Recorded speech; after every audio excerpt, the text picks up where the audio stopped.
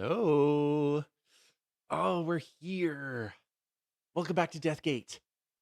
All right.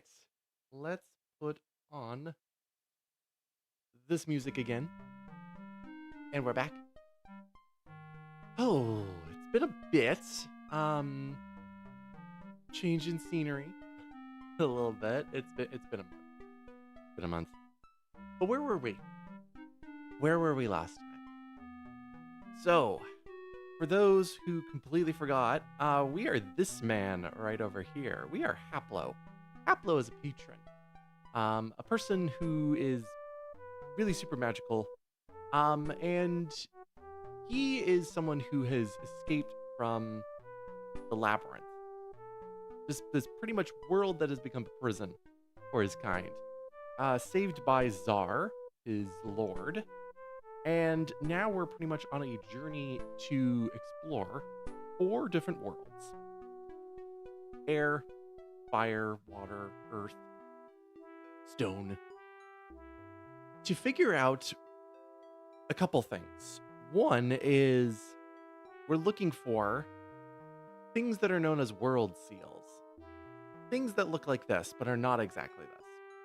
The second thing is, where did the patron's captors go? The Sartan. So we haven't found any of that yet, based on the last thing that we did.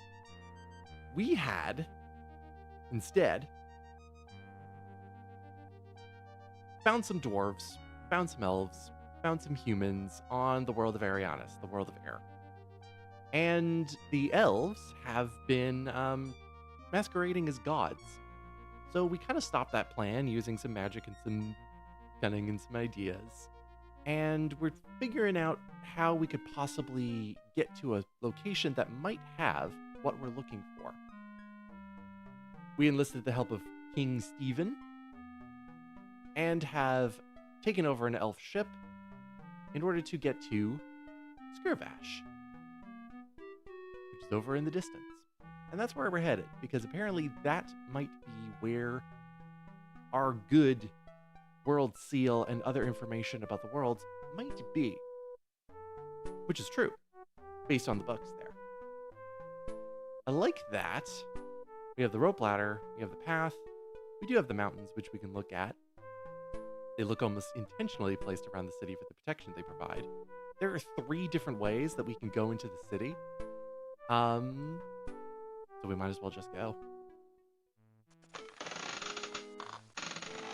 Tower of the Brotherhood looms over a plaza flanked by a tavern and an alley. The child plays quietly to one side.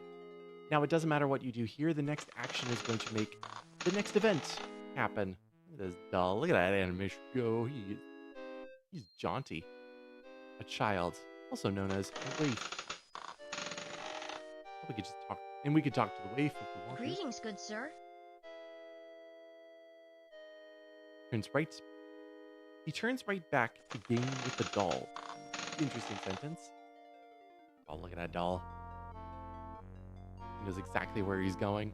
The boy watches his wooden doll walking in circles around the plaza. After wandering around, it happily strolls into the dark alley.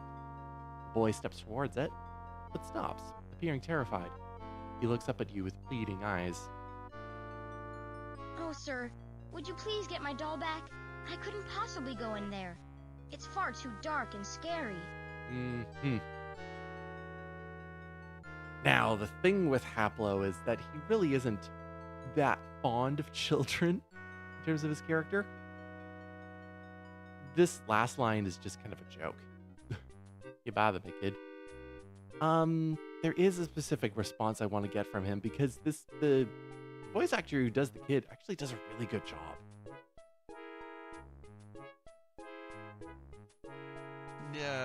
I would, but I'm kind of in a hurry. Perhaps later. Of course, good sir. I understand. I'm sure if my father was still alive, he'd get it. But I can't expect you to take responsibility for me. Thank you anyway, sir. I hope your business turns out well. Kind of good. It's kind of good that the sobbing right there. Oh, my father was still just guilty. Ah, yeah. Please help me get my toy back, good sir. It would mean the world to me. So we have to do this. Unfortunately, we can't really go anywhere else. Well, we can go other places. But it's eventually just going to lead us back here. There it is. And you notice that we can't do anything until you wander into the dark alley, chasing after the scuttling toy. Its tiny legs don't move particularly fast, so catching it isn't a problem. When you pick it up, you catch a glimpse of rune markings carved into the wood. But before you get a chance to examine them further, a heavy rope net falls from out of the shadows. The child who, not a moment ago, was crying over his lost toy jumps on top of you and beats you relentlessly with an iron bar until you collapse on the ground. He starts to rifle through your clothing, grabbing any object that he discovers. Well, there he is. Now, this is one of the events in the game where you're only given a couple amount of actions in order to find out the right one, because if you don't, all of your inventory is going to disappear. You kind of have to know what you're doing here. Well, we're in a net. He's not in a net. We have a spell that can deal with that. Swap.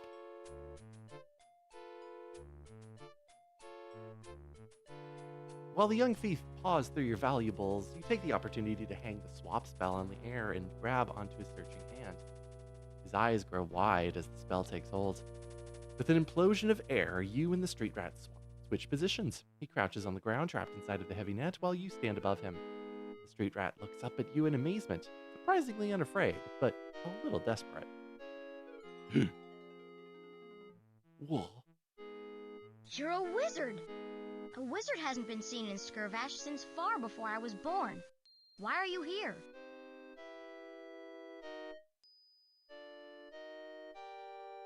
Never mind about me. Who exactly are you? And don't give me the helpless waif story again. I'm not helpless. But I am without parents, if that's what you're asking. I've carved out a life for myself from the streets. I use scams like this one to stay alive. I know all of the dark and secret corners of Skirvash. If you're here looking for something, you'll need a guide. I can help. If you're new to this town, you'll get nowhere without me. Let me go, and I'll help you. In terms of this kid, there's really no one-to-one connection between this kid and any character in the books. Like, if I want to stretch, I'm going like, well, he's kind of like one kid, but really not at the same time. Rotting there in the net. Like, we learn a little bit more about the net. It's like, just take it off you. Like, but apparently it's too heavy. Why should I let you go? You pounded me with an iron pry bar. More likely I should just kill you and be done with it. If you wanted me dead, I'd be dead already. A wizard doesn't waste time. I think you need me. My offer stands. Release me and I'll help you. Okay.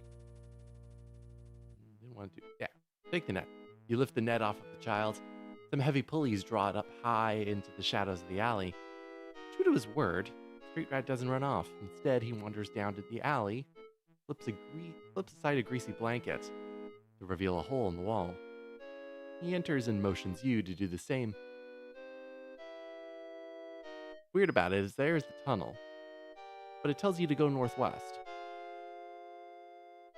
Presumably, west is this, or north is facing towards the wall.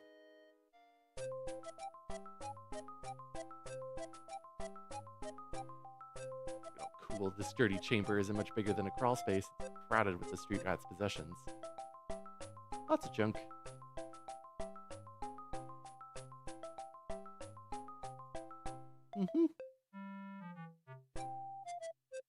I'm willing to help you. But first I want to know what the job is, and what's in it for me.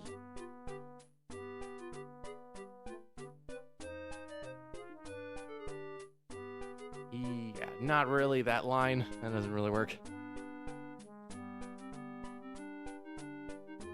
Maybe that should should depend on how much help you are. Do you have the contacts? Do you know the city? Personally, I can't imagine you pulling off anything without me. If you're going after what I think you are, you won't have a prayer. All I want is a cut. I don't think that's too unreasonable. Mm-hmm. Let's see.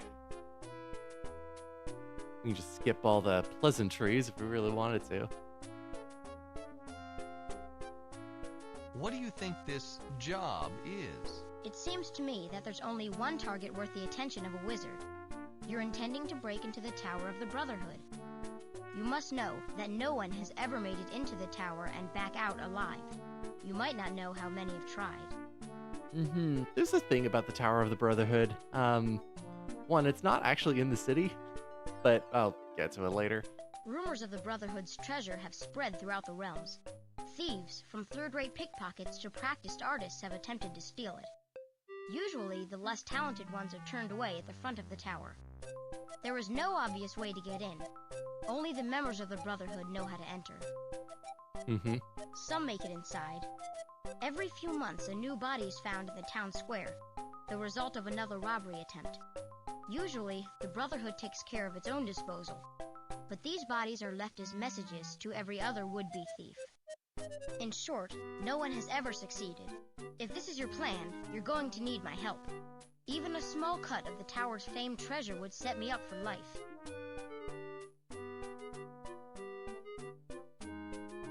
What can you do for me that makes you worth all of this? I have contacts and information about the Brotherhood that all of the previous thieves lacked. If I was helping them, they might have succeeded.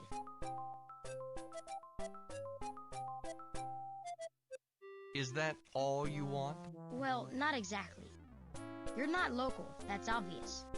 Therefore, you must have some way to leave once you're done. I want to go with you. I've lived too long on the streets of Skirvash. It's dangerous. We're on the borders of elven and human lands, and the war moves closer every day. I need to get out of here. Oh, so sympathetic. All right, I'll give you what you want. What can you tell me about this town? How can you help? What do you need to know? We're going to learn a little bit more about the Brotherhood, so I'm kind of going to go past all of that. Who are your contacts? What do they have to offer? I know someone who was once a member and knows the entire layout. Undoubtedly, he'll be able to give me some vital information. I also know a talented craftsman who can forge any specialized tools that you may need. Unfortunately, both of those people are going to ask for a lot of money. Unless you've got a stash that I couldn't find, you're going to have to come up with some. This is all convenience sake because he's not naming anybody. He just knows a person. That's all. All right, that's all I need. I'm ready to go. Very well. In order to help you any more, I'm going to need some upfront money. If you get some, bring it here, and I'll get to work on getting the information and tools that you'll need once you're inside the tower. Good luck. All right. So we need some money. Not something we've come across yet, but it does have a pry bar right over there. Probably used it to break into a variety of places and things. No stranger, as the street rat formerly introduced it to your face back in the alley. When the boy sees that you've taken it, he starts to say something but stops and looks very embarrassed. So we need this pry bar in order to get into something that we have had back in our ship.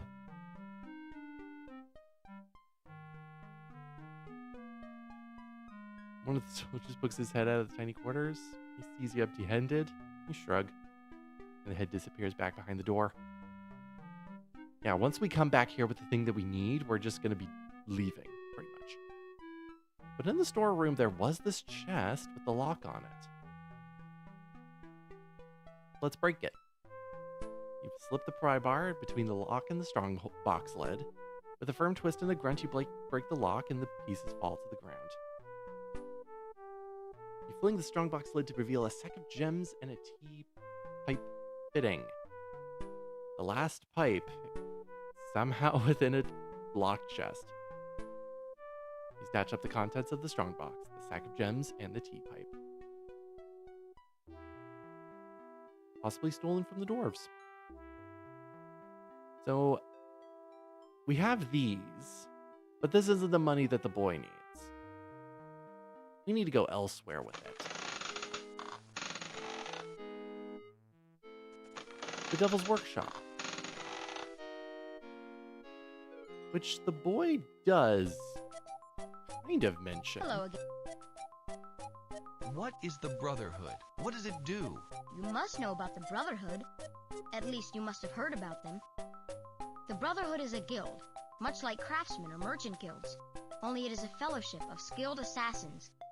Whenever you want someone dead, for sure, take out a contract with the Brotherhood. Their information network reaches into all the nations, human and elven. In fact, the Brotherhood is the only guild that employs all races without prejudice, even in times of war. Well, all races.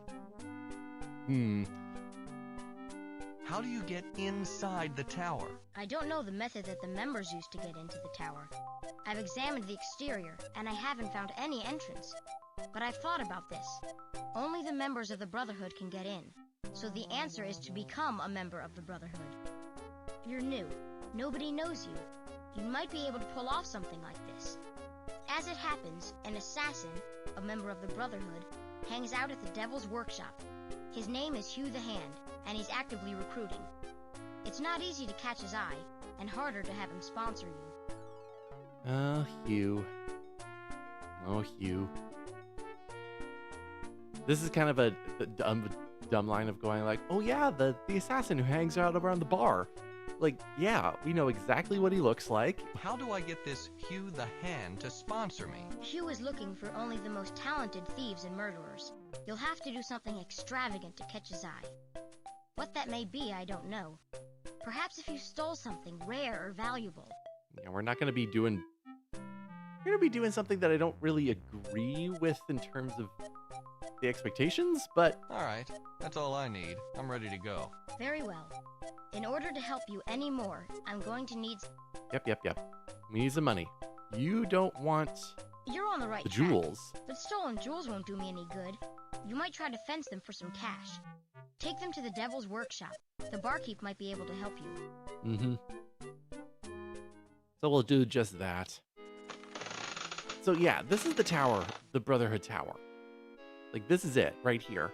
Which, the Brotherhood is in the 5th book, is not in Skirvash itself. You have to, like you're walking through forests in order to get to the stronghold. And it is heavily guarded. Like, if you're not there for a particular reason, chances are you're going to get shot at. So the tower here is just for game's sake, because anybody can walk into the Brotherhood. But to get access to the treasury is another story. Yeah, okay. Let's go into the tavern. Here we go. The Devil's Workshop has a large, dirty common room populated by people you'd never want to meet. Like the toughs. Look at those toughs. They blink. The two men look at you, then at each other, then start laughing. One of them takes out a sharp knife and fingers it. You decide to leave them alone. There's Hugh. Here's our boy.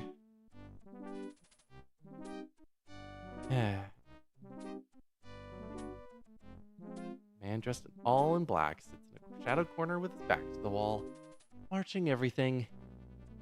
Like a lot of other fantasy characters. We're gonna talk to him soon. Right now, let's... Yes? How can I help you? I'm looking for some information. Information, eh? That doesn't come cheaply. Do you have any money? Well, not at the moment. Can I run a tab? Credit? In Skirvash? You're a funny guy. You're also a deadbeat. Will there be anything else, or should I just throw you out now?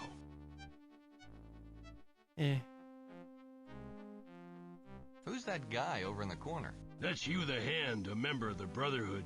He's been sitting at that table on and off for the last few weeks. I think he's scouting for prospective just new to spotlight members. an A assassin. bunch of cutthroats have approached him about it, but he's turned all of them away. Some violently. I think he's looking for something special. I've got something that I want to sell. I'd be happy to take a look at it. Let me see. These are dwarven relics. Where did you steal these? They'd be worth more if there wasn't a glut of dwarven artifacts right now. I'm a little short of funds just now. This is all I can afford for them. As you pocket the money, a dark figure motions you over. Well, that's a very impressive haul. Dwarven relics, eh? Even I would have a tough time coming by something that rare. What's it to you? I like you. You don't reveal too much in casual conversation. Let me introduce myself. My name is Hugh the Hand. I represent the Brotherhood, and I'm currently recruiting new members. I'm impressed by your style. Would you be interested in joining? All right, Hugh. Well, Hugh is really cut down in this game compared to his involvement in the books. 'Cause let's just say, the first book, Hugh is the main character. I think I mentioned that before. If not, I'm mentioning it now because Haplo, even though he's the main character of the series, he's not the main character of the first book. He's around. He's a secondary character. He joins up with the team. But it's Hugh's story. This Hugh, being shown here, is a little bit closer to what Hugh looks like in book 5. Except without all of the character development he kind of has in book 5. Because he's one of the characters who goes through all the way to the end of the series. Despite what happens in the books. I'll get into it a little bit later. Wait a second. There's quite a difference between robbery and murder. Yes, but they do tend to go hand in hand. I'd be surprised if you were able to lift those artifacts without causing a few deaths. Did we kill anybody? I don't think we did. Maybe somebody fell overboard, but that wasn't us. What exactly is the Brotherhood? Simply put, the Brotherhood is a guild of assassins.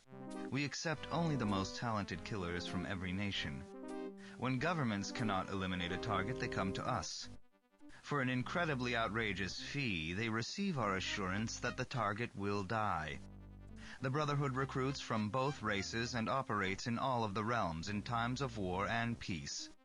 It's hard to say when we're busier. The contracts we enter into during peaceful times are equally numerous, though more covert. Yeah, both races. Instead of all races. Like, dwarves, no. Why are you called Hugh the Hand? Because of my rank in the Brotherhood. An initiate starts out as the sheath. Later he becomes the tip, the blade, the crosspiece, the hilt, and eventually, the hand. Only one rank is higher than mine, and that is the arm. Chang currently holds that position, and she has held it for many, many years. I think this is the only mention of Chang in the game. Yeah, so Chang is an interesting character in the 5th book. When Hugh goes back to the Brotherhood in order to speak with her, because she is, out of the human dwarves and the elves, she's one of the oldest characters in the series. Not really sure how old she's supposed to be, but hundreds of years old. One of the people who saw who might have seen the Sundering when she was incredibly young from Earth, if you will.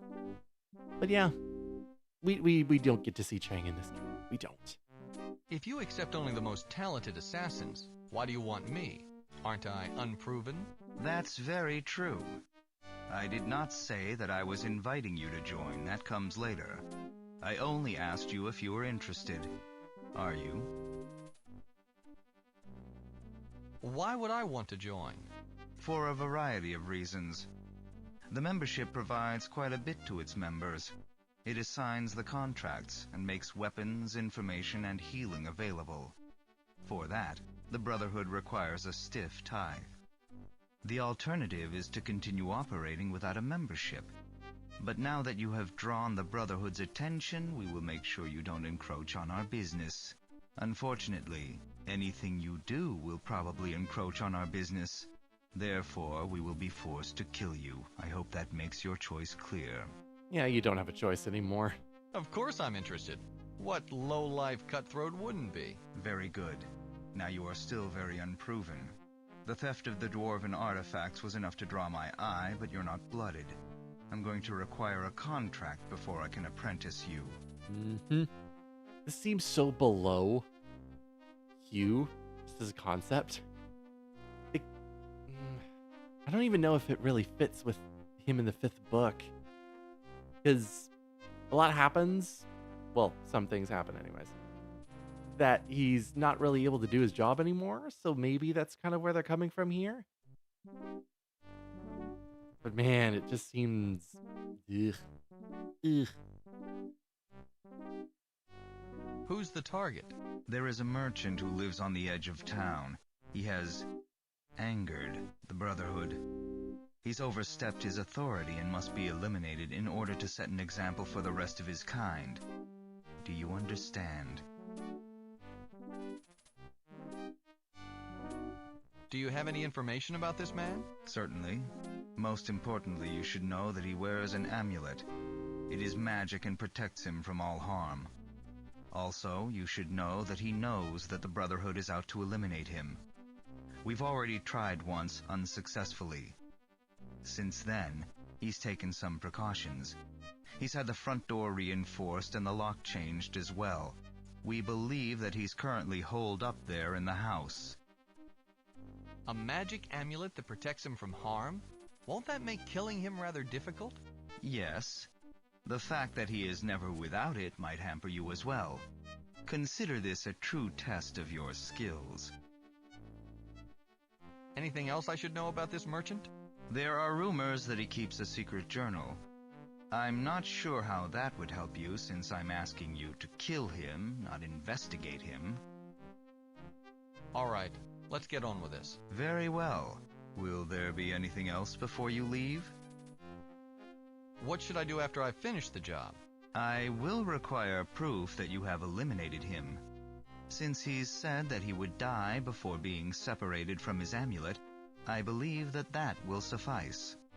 When you have finished, bring the amulet here to me. That should be enough.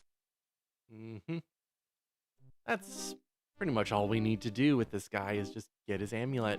Doesn't matter if we kill him or not. All right, I'm on the job. Very good. Remember, when you have finished, bring back his amulet. That will be proof enough of his death. Please, don't insult me by running away. It would be such a bother to track you down and kill you. With that, we get our money from the bartender, and we get our next job.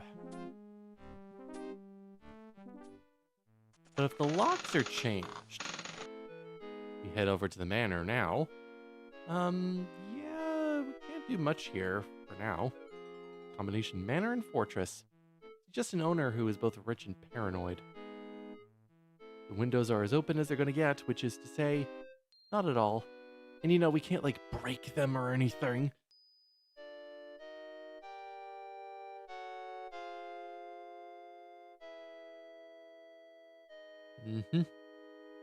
So let's head back to our street rat.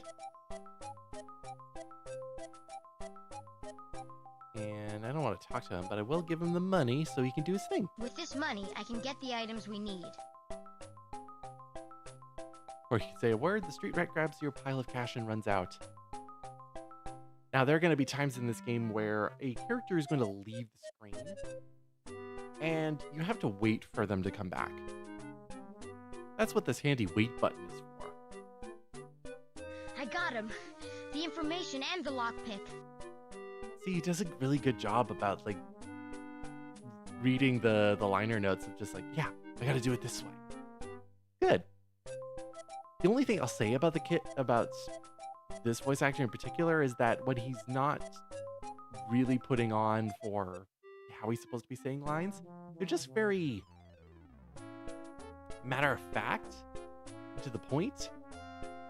Like, yes, this is a kid who is raised on the streets and has to act a little bit older, but I don't know, there's something missing with that.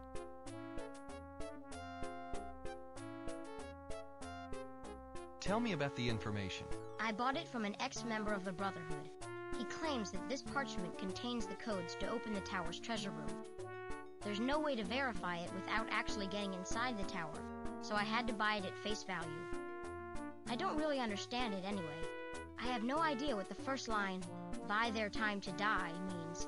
The second line is a list of continents above Skirvash that partially obscure the sun throughout the month. We can't see which one it is at this time of day because the sun is behind the tower. Overall, I don't know how to use this information, but it might come in handy. Like, it's just that, where it's like, this kid should be, I don't know, a little bit excited about helping out with this job, but it just doesn't come through. So I had to buy it at face value. Just like, yep, that's a matter of fact. Yeah, the lockpick is pretty self-explanatory. We'll see what it looks like. And it cost everything. What can you tell me about the wealthy merchant on the edge of town? He was the most prominent and successful merchant in town until a couple of weeks ago. Then he just dropped out of sight. Rumor had it that he had a run-in with the Brotherhood. Maybe it had something to do with the stiff taxes the Brotherhood places on any transaction in Skirvash. I always thought that he'd be safe from the Brotherhood. He has a magic amulet that keeps him from harm, and he's never without it. That's about all I know, except I heard that he keeps a journal hidden away inside his house. I hope that helps, although I can't imagine how. Good work. Expensive, but good. I'll take it from here. Thank you. I think you'll find that in the long run, it will be worth far more than what you paid. So there's the lockpick, all of its different grooves and whatnot. And there's the paper. 2 lines of text on the inside. The first reads, "by their time to die." The second line reads, "Sharthea, Histhea, Shegra, Waylandia, Aristagon." Perhaps it's an advertising flyer for the Brotherhood. The way that it's formatted is the clue for a puzzle coming up. But we're not there yet. Now we have the lockpick, so we can do something about the lock here. Naturally, the merchant who lives here bought nothing but the best lock he could find. This fits the bill. Unlock. Oh. Unlock with the lockpick.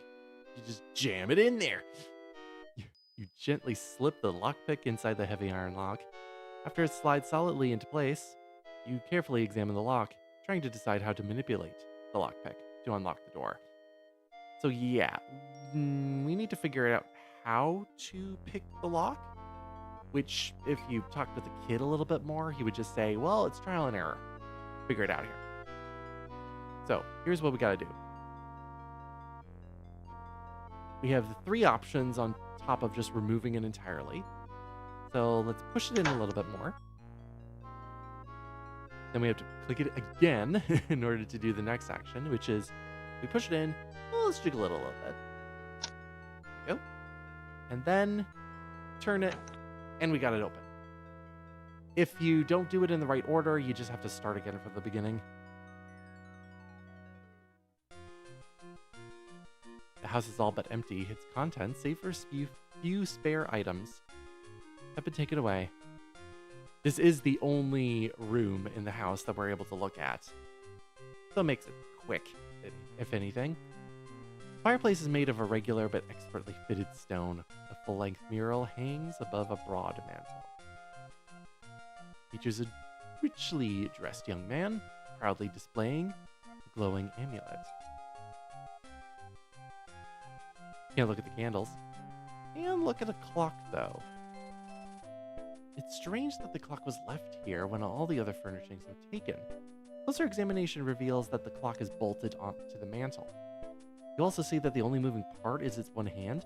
It has no winding key, no gears or wheels, and therefore, as far as you can tell, no way to keep time. It's a puzzle.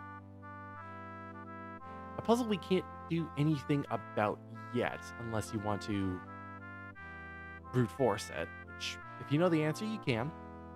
When you select a setting, the hand on the clock will move to the corresponding tick mark on the clock face, or the Dorito. You can select a setting by clicking on the area immediately clockwise of the tick mark on the clock face or on the corresponding tick mark itself. You can also just click on the word. That's actually the easiest way to do it.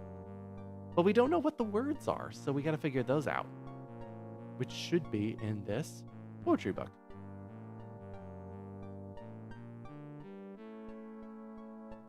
Now, it might be one room, but we do have to do a little bit of reading to find the information for these puzzles.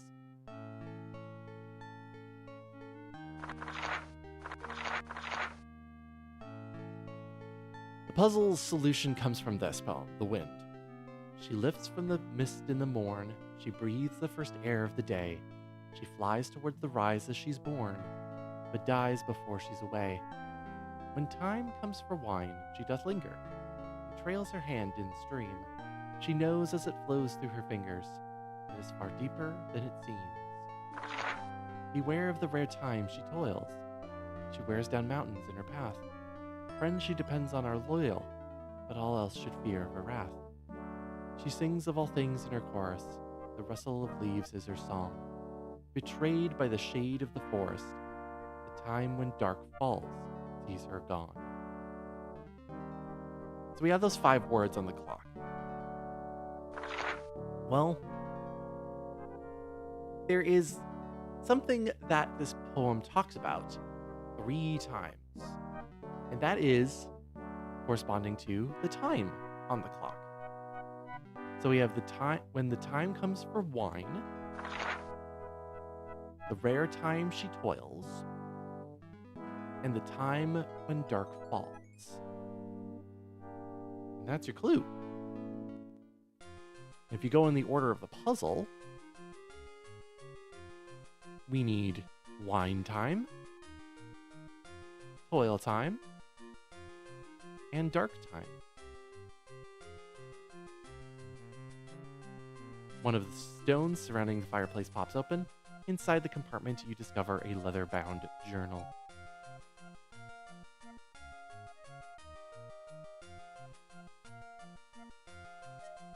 Undoubtedly forgotten and left in its secret hiding place.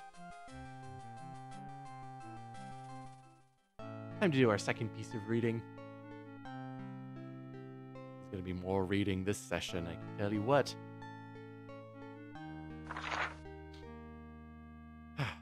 First entry. I'm not used to keeping a journal, but my thoughts are in turmoil and I have no one to talk with about them. I figured that by writing down my feelings, I might be able to sort through them. Put simply, I've met a woman. She is incredible. She is beautiful, rich, and well-bred. Perfect match for me. I saw her in the gardens. She was sitting at the fountain looking over the flowers, and she said in a melodious voice, "Everything here is so beautiful. I love it so much." She breathed heavily and pouted. She was so cute that I had to reproach. I snuck up behind her and whispered, "How much?" She looked rather startled, but recovered nicely, obviously recognizing me as the most successful merchant in the city. "The garden takes me away from my horrible life," she replied. "I love it more than anything, truth be told." "That was before you met me," he stated. She giggled, and at the moment, I knew that she was for me. I've never met anyone that I've reacted to so strongly. I must have her. Normally women pursue me. I am the most successful merchant in the city, and the notoriety of my magic amulet is widespread. But I've never invested so much of myself in one woman. If she won't have me, I don't know what I'll do. More later. Every time I see her, I yearn to spend more and more time with her. We've started meeting at the old stream where I played when I was a child.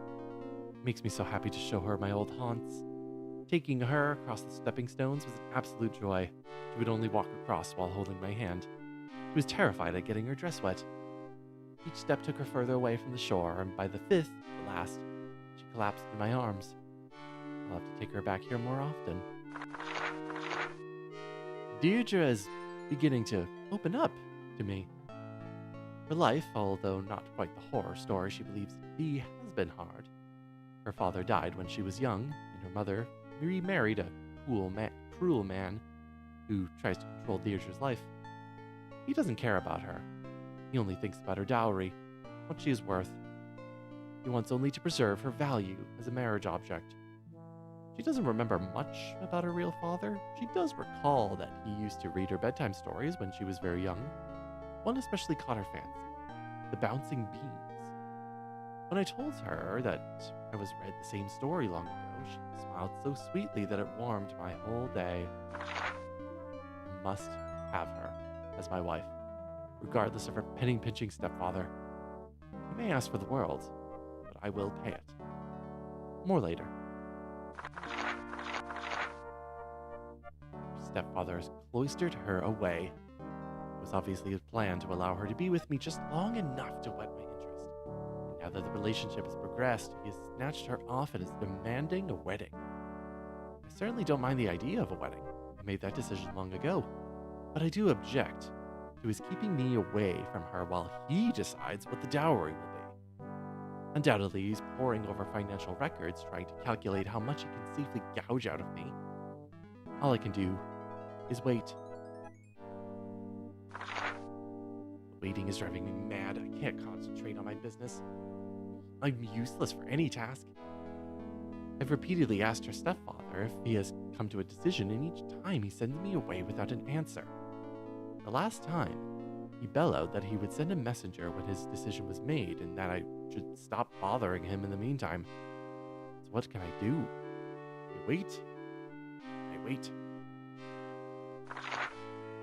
Since I cannot do my job, I've decided to commission a portrait, only to use up some time while I await the messenger.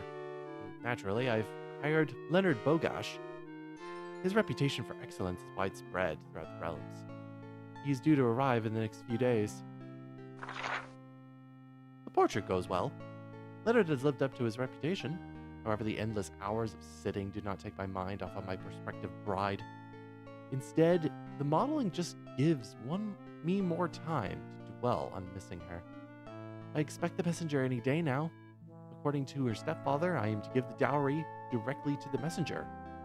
Only after he delivers it will I see my darling Deirdre again. I argued about handing over what I expect to be a fortune to a stranger, so we agreed that the messenger would identify himself with a few facts that only my fiancé and I know. Then again, I would have agreed to anything to hurry the old coot up. The painting is done, and still the messenger hasn't arrived.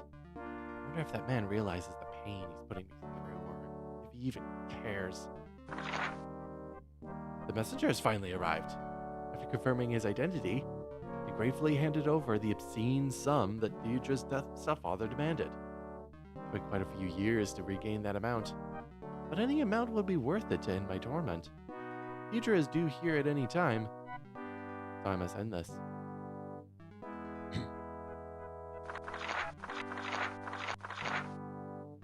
Then we have a huge jump between 25th entry and the 72nd. I finally confronted the Brotherhood about the unfair taxes which they levy against this town.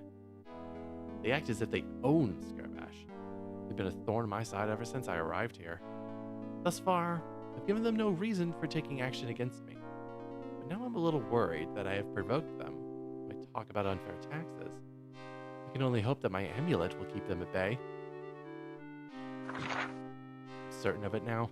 They're after me. I replaced the lock on my door with the best I could find, but it didn't stop last night's intruder. If not for my amulet, I'd be dead. I'm getting out of here. Sooner or later, they're going to figure out how to neutralize my magic, and when they do, I'm done for. I'm packing up everything I can carry. I'll be out of here tomorrow.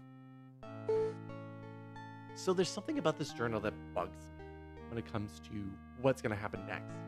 It is the jump in entries, and it's the 25th entry itself because of what we're going to do next. The messenger's already arrived. The dowry has been given. No word on Deirdre actually coming here at all. because of what we have to do next. So, again, this is the only room. There's nothing else to do.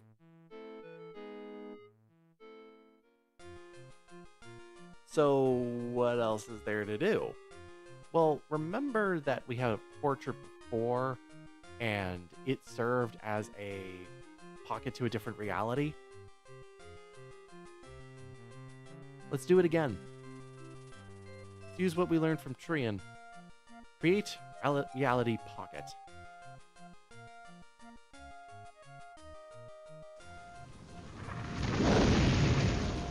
Form the spell in the air. The glowing lines float over to the mural and sink into the surface. An uneven circle, like a hole in the painting, pulls back from the center to the frame, leaving something like a doorway into the scene. A figure stands uncomfortably in the center of an artist's studio.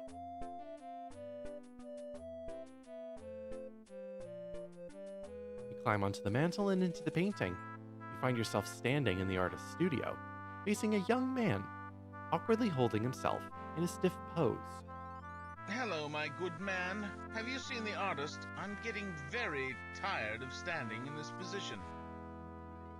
So this is what I mean. This is the merchant.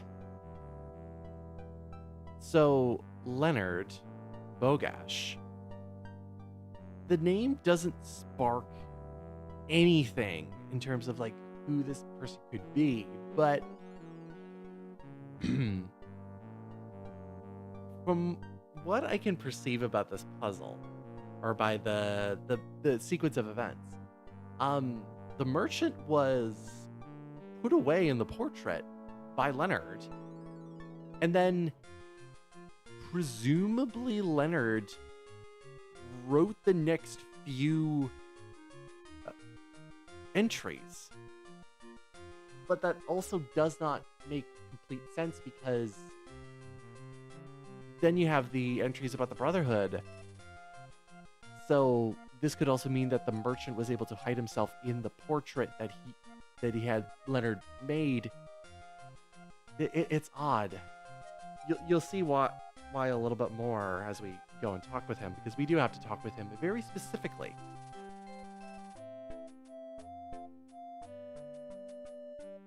Yes. He told me to tell you to take a break. Well, I'm glad to hear it. That position had me stiffening up. Not really worth the effort, if you ask me. I'm only doing it to fill time anyway. Who are you, by the way? So again, this is him trying to fill time, so that's before the 25th entry.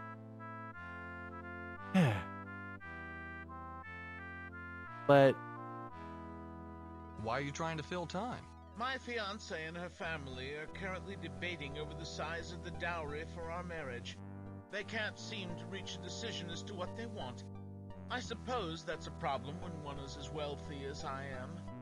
They'll ask for the world eventually, and I'll give it to them. I love my Deirdre so I'd give anything to have her. I'd give up my fortune, fall into poverty as long as I could have her. Let's hope they don't ask for the world, eh?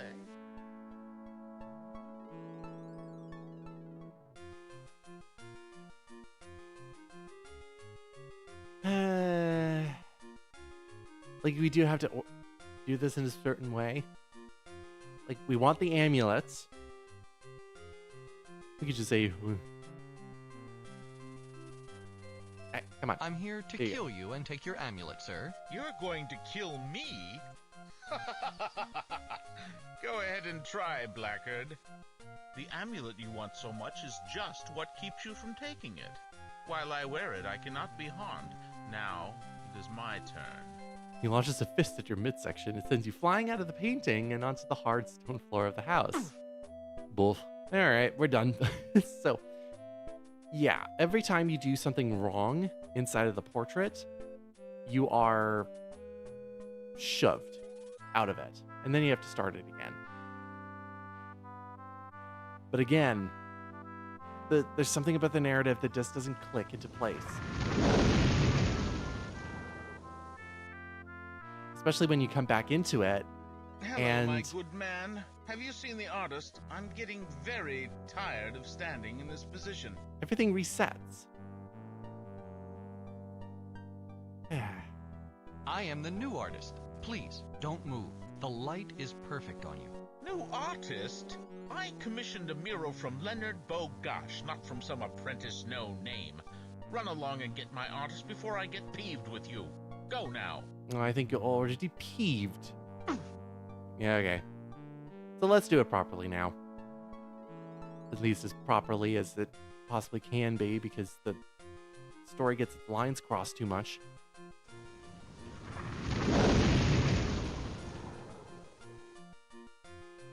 Hello. No, I haven't seen him. Well, I'm not sure how long I can There is a keep line this that up. says, "Don't you remember I'm only me?" doing this in order to fill time anyway. Who are...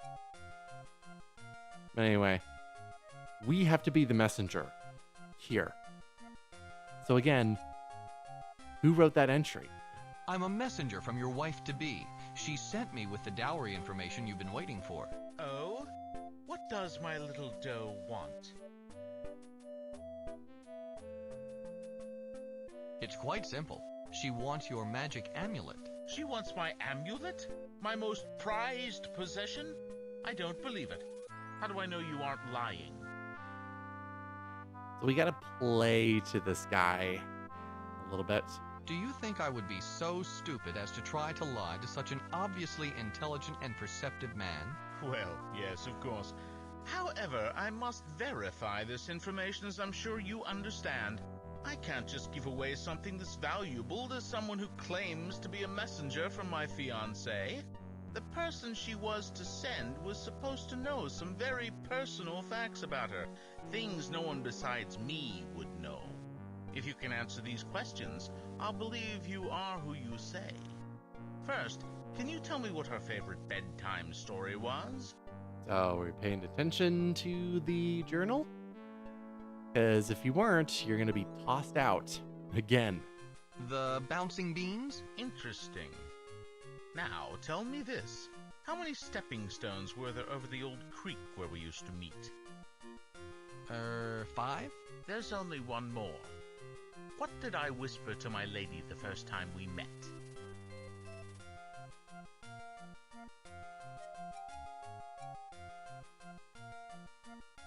Didn't you just breathe heavy?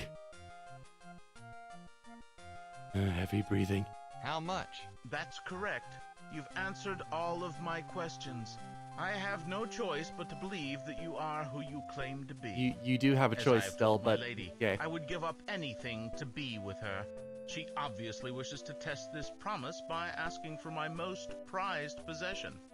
I will give it to you in hopes that she will realize that my love for her surpasses any material item. He sighs heavily as he removes the amulet from around his neck and hands it to you. You bow and walk away, out of the painting, and back into the house.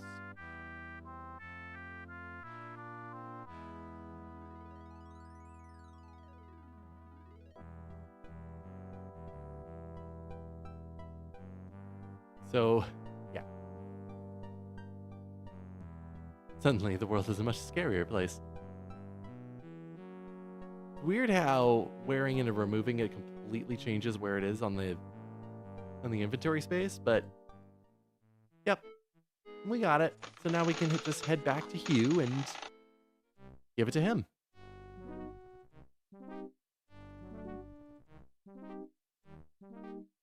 We can also attack Hugh if we really wanted to. Wacha! This dowdy little man doesn't look so tough. You lunge forward, intent on killing the assassin with a quick swipe of your rusty shear. This thing, that's the only weapon we got. But you find that that's more than a little difficult with 6 inches of tempered steel lodged in your kidney. So yeah, don't do that. I didn't think you could do it. Now I have no doubts that you're perfect for the Brotherhood. Come with me. He leads you up to the front of the tower. With motions too quick to follow, rendered in the blink of an eye, he has opened a concealed door. He ducks inside, motions you to follow. This is the Tower of the Brotherhood, my friend. You'll come to know it well. To the right is the storeroom where we keep the key crystals. You'll learn more about those after you've joined. In front is the legendary treasure room, and to the left is the initiation room. It is here that we go. Mm-hmm. So in terms of the book, it's a little bit unclear where these rooms are supposed to be. Like I don't think the key crystals were anything. The initiation room, there were rooms kind of like that, but it's really just a way for this game to have the kind of the setting that Hugh got into when he was talking with Chang. And then, of course, you have the storeroom, or the legendary treasure room. Just introduce that to any homebody. Doesn't really matter. Which was left completely concealed. And really only Chang had access to it when she opened it up. I noticed that you've taken a beating recently. This healing salve should help. A good assassin is never without it. Wait here. I will be back in an hour or so to proceed with the initiation. Try not to think about the pain involved. I'll be back in an hour. Kind of dumb. But yeah, here's the table and here's the blood on it, which is familiar to the scene in the 5th book where Hugh goes to meet Chang and it's like, yeah, there's blood on your table. It's like, yeah, I was dealing with someone. And now I will deal with you as well in terms of, because he had to kind of do a ritual to reinstate himself into the Brotherhood, which involved some blood. Roughly hewn and covered with old and faded stains that look suspiciously like blood. There's also a shutter that is out of reach. Well, what if we push the table? Now we can get on the table and open up the shutter. Climb onto the stained table. Flip open the shuttered window. The sun bursts through the opening, somewhat obscured by this distinct shape of the floating continent of Aristagon. The floating continent that is shown in this place is randomized. So it could be any of the 5 continents.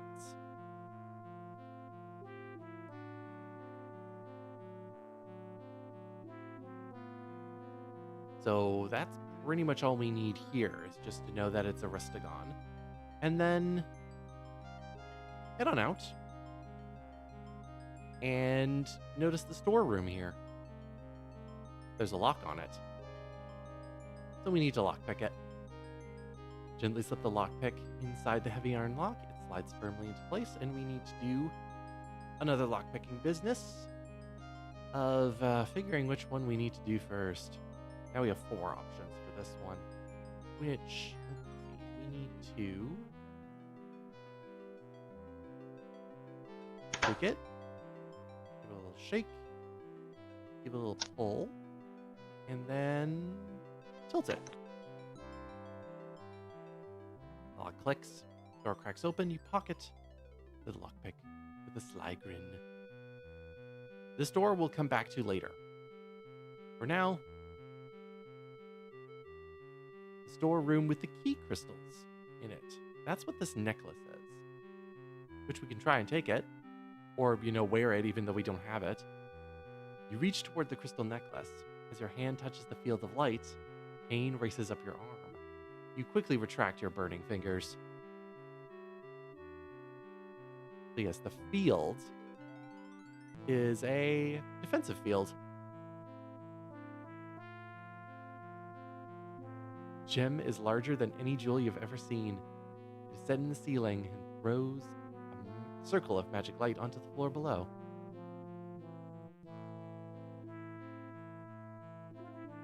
The statue is the exquisitely carved form of a beautiful woman. The green crystal necklace is draped over her shoulders. She stands in a field of light produced by a huge gem set into the ceiling. The statue isn't supposed to be any sort of character, as far as I know. But now it's, how do we get this necklace? Can I remove the necklace? You aren't even wearing it. So don't give me the option, game. Yeah, we have to do something about this in order to get the necklace out of the field.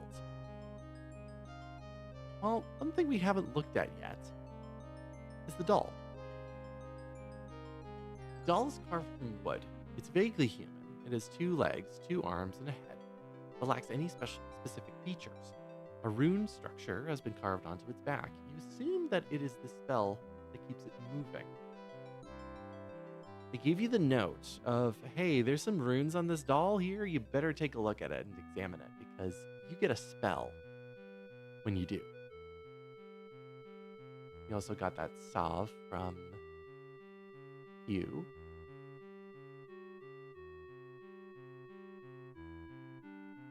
And then nothing else specifically. Yep. So now we need to use some magic on the statue itself. The new spell that we just got. Motion.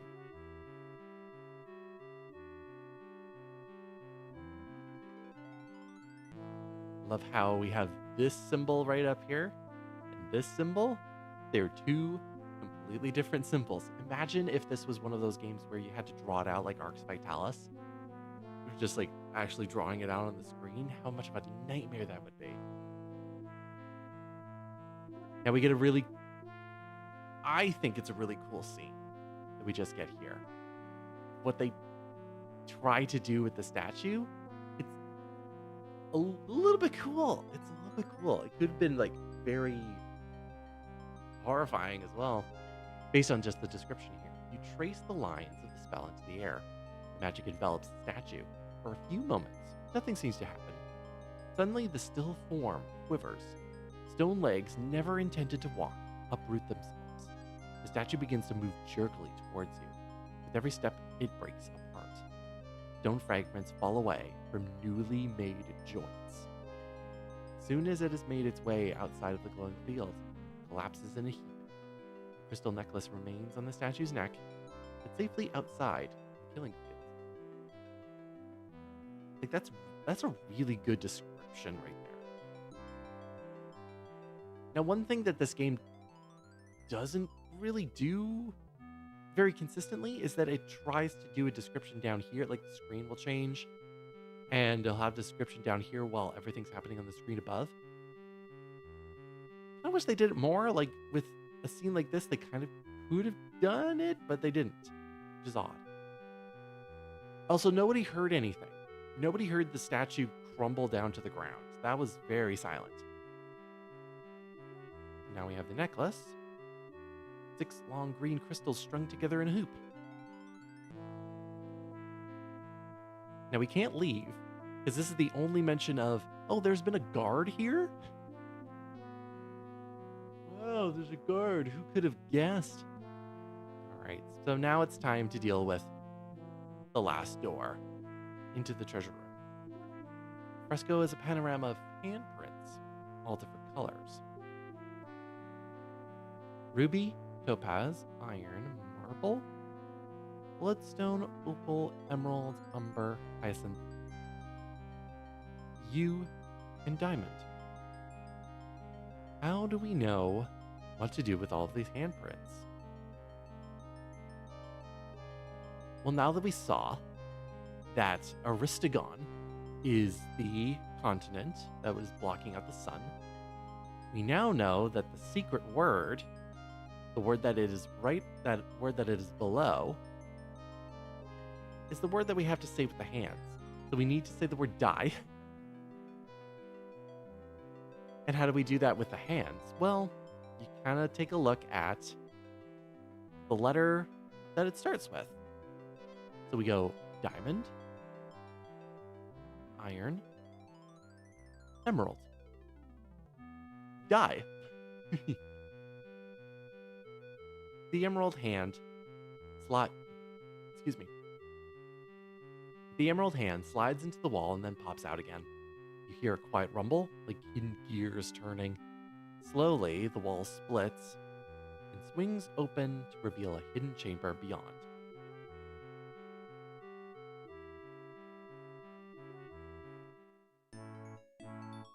For a treasure room, this chamber is surprisingly bare. Its only distinguishing feature is the platform in the center. You step onto the wide platform to get a better view of the entire room. pedestal is hexagonal in shape, and flat on top. The gutter runs around the surface, much like an indented frame.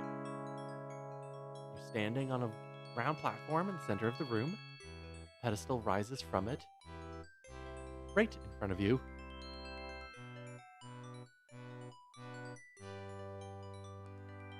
Well, hexagonal 6.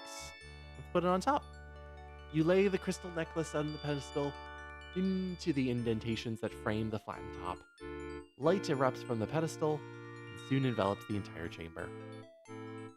When your eyesight is cleared, you notice that the room is filled with treasure.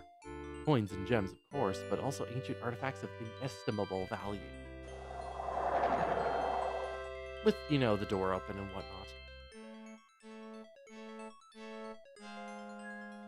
Miscellaneous treasure is strewn about the room.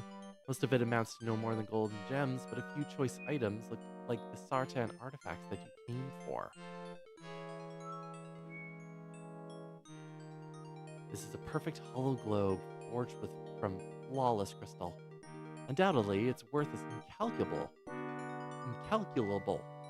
for its craftsmanship alone. However, its place here marks it as a Sartan relic as well. There's a handbook, technical manual, and the Book of Prion. This book is ancient, perhaps older than anything else in the room. The cover is made of a sturdy leather, though, and has weathered the years well. On it, you see the word Prion and a rune, presumably the rune that names the realm of fire. Now, the thing about the treasury in the book is that it is home to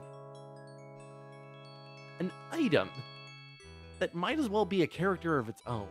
A very interesting knife that comes out of the room there, which is given to Hugh as just kind of a, how should I put it? Kind of you're going up against some very interesting people. So I'm gonna give you this knife that is going to protect you against those kind of people. It comes up throughout the rest of the books, causing mayhem. But we're not gonna have it here, fortunately. Let's take the book. On your way back, you slip on some loose gems lying on the floor. You fall headfirst onto the hard surface of the platform.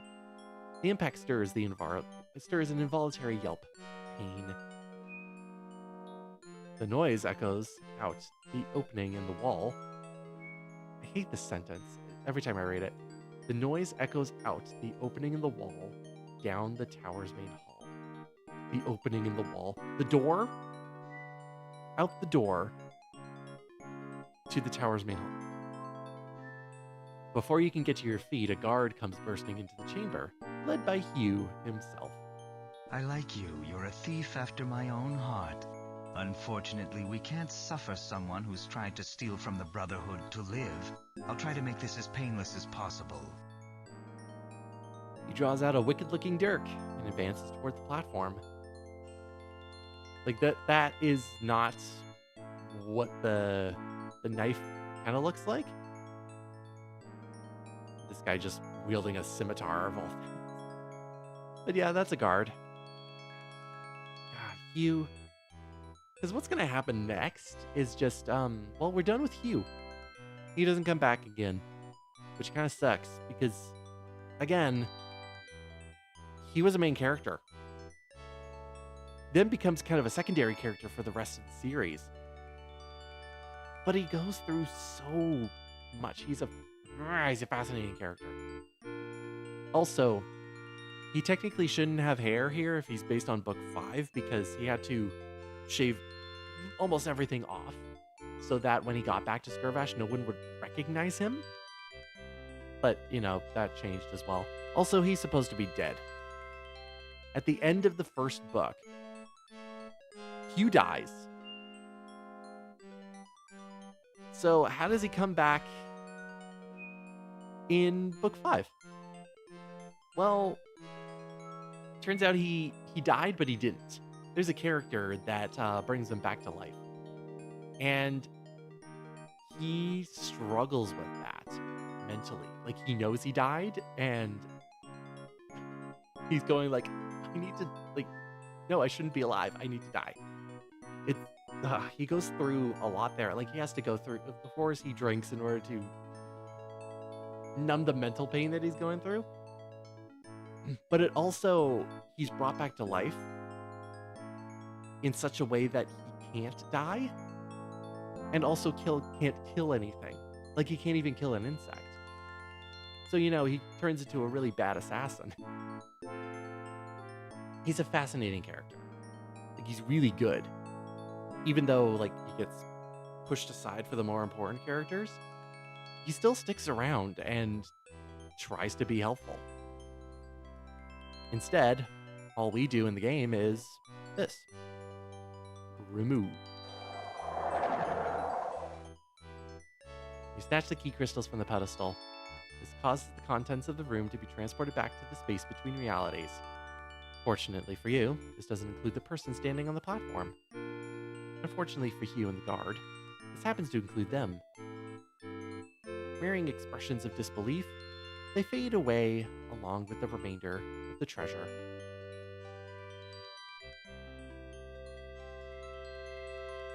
But what if...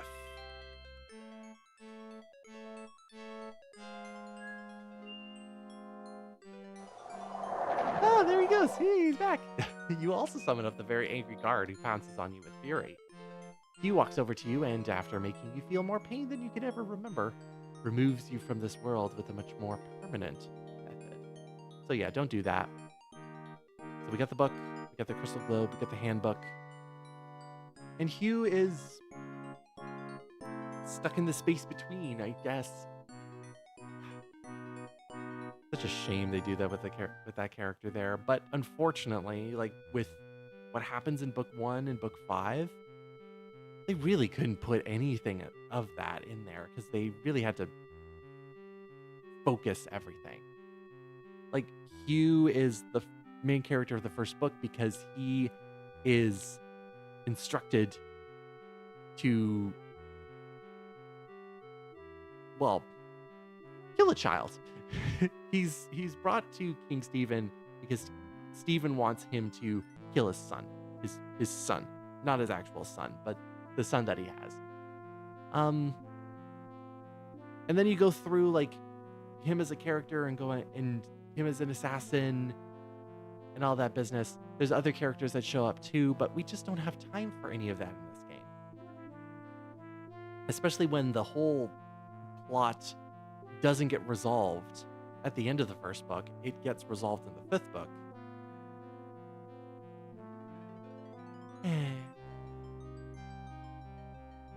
I mean, that's what you get for so many pet characters, I guess. Alright, time to leave, though. I can't believe it! You got out of the tower alive! No thief has ever survived! We've got to get out of here. Skirvash isn't safe for either of us. The Brotherhood rules this city, and they'll kill us when they find us. Mm-hmm. I didn't bring any treasure for you, though, kid. You race back to the elven ship with the street rat in tow. King Stephen's troop captain hauls up the rope ladder as you climb aboard. A few hand signals from the captain send the crew scurrying, and shortly, the ship lifts off. We are done in Skirvash. So we head back to Drevlin to do the last few things we need to do. I decided to stay on board until we reach the Valkyrian Isles, where Stephen rules. I think I can live much better in human lands. I'll need these to get started. You understand, I'm sure. Mm-hmm. So he grabs the lockpick in the pry bar. We're done with it. Smiling, you climb down the ladder and wander into the Dwarven caverns. From that vantage, you watch the ship depart into the stormy sky. You take inventory of your possessions and note that the rat has also lifted the necklace of key crystals. We also don't need it either. But of course, we didn't give him any money. So, back here. But now we have 5 pipes. And we have that, but we also have 2 books here. We're going to read the Book of Prion a little bit later. But for the next little bit, we need to look at this handbook. The Kixie Whimsy handbook. How does the Kixie Whimsy work? This book actually does a good job of explaining it. The Kixie Whimsy, as is affectionately known by the dwarves who both named and maintain it, is a grand machine. At any instant in time, its size is unknown because it grows and shrinks depending on its circumstances and needs. As an enhancement to its burrowing ability, it has been designed to occupy as much space as it requires. Therefore, it is conceivable that the machine could eventually claim the interior of the entire floating continent of Drevlin. The Kixie Whimsy is virtually self-sustaining. It builds the necessary equipment, digs the appropriate tunnels, and mines whatever ores are needed to keep itself repaired and expanding. However, because it is possible that the machine will be functioning for thousands of years and then that unforeseen accidents could occur, dwarf workers have been posted to supervise its operations. While the Kixie Whimsy is expanding, it follows certain rules. It creates specific types of rooms and workstations, and every few miles a control center. Normally, dwarves occupy the workstations throughout the machine to monitor and perform small tasks. Foremen among the dwarves are assigned to the control rooms. In those rooms, an area's performance is continually updated and displayed on the control panel. Thus informed, the foreman can directly direct the work of the other dwarves. The control center has a second function as well. Generally, the Kixie Whimsy mines the ores that it requires. There may be times when a foreman decides that specific ores needed to repair the Kixie Whimsy are not currently being mined. In that case, a foreman can direct the Kixie Whimsy to modify, and more accurately, append to its behavior. Each control panel has a compartment specifically designed for such a situation. If a sample of the needed ore is placed inside the compartment, the Kixie Whimsy will analyze it and dispatch a digger to mine the closest match. It will then deliver the ore to a processing point so that the foreman can make use of it. Aside from its other functions, the Kixie Whimsy is to be the site for the unification. 3 elements combine to play a part in the process: this manual, a crystal globe, and the Kixie Whimsy itself. Each will be given unto a separate mensch race. Naturally, the dwarves will retain control of the Kixie Whimsy. This book will lie in the hands of the humans, and the crystal globe, the final key, will be given to the dwarves. To the elves. I have a feeling that there was supposed to be another section where we would go to an elven isle in order to pick up the crystal globe. But as you'll see, as we continue going further into the game, a lot of stuff was cut. So I can see why they kind of smushed them together in a way that makes sense too, because the Brotherhood is humans and elves and valuable artifacts, so that would be kept in a treasury. The mensch races must work together to actualize the unification. When all of the pieces are gathered, representatives will stand in the resting place of the Sartan. The statue of the beloved Sama will be there to greet them, his hands outstretched as if waiting to receive something. The mensch must surrender the crystal to them. This action will awaken the Sartan and summon the seal piece of Arianis, which will symbolize the start of Arianis' part in the plan. Pay attention to the plan. It's going to come up a little bit more as we go through. The other thing I will mention is them changing the Kixie Whimsy a little bit, but maybe for the best. Because in the 5th book, they learn a little bit more about how the Kixie Whimsy functions. And it has to come down to the control center. So it mentions that a control center is made every so often in different spots there. Well, the 5th book, they find the main control center where the main operations of the Kixie Whimsy actually happen, which is controlled by an automaton who is waiting for further instructions. Of course, that area is completely cut because it's not really all that relevant. And to be honest, critically, it's a little bit underdeveloped when it comes to the book series itself, because it doesn't actually mean too much in the grand scheme. But we're going to come up pretty soon on a very important room. Well, let's fix some things. We have our angry dwarf. We have our broken pipe, which we can now fix. We have all 5 pipes. We need to do a little bit of a pipe puzzle. We just need to click and move the pipes appropriately to their spots. Now the thing is, this puzzle can be really hard if you don't actually have all the information in front of you. This puzzle will not tell you, unless you go to the help, or possibly have the manual, that you could rotate the pieces. Because if you didn't know you could rotate the pieces, you can't solve this puzzle. So what we kind of need to do is, that T is going to have a part that is not going to be connected to anything. Apart from that, we need to make a U-shaped bend. Like, it's rather easy once you have all the controls. It looks rather bizarre, but appears stable. But what are we supposed to do about the hole there? Well, you have a cork. Just stick it in there.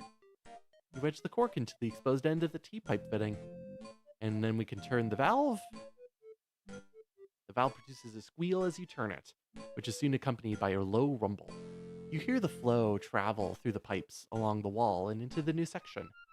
Soon the whole room is filled with happy pumping sounds, and the old dwarf brightens up considerably.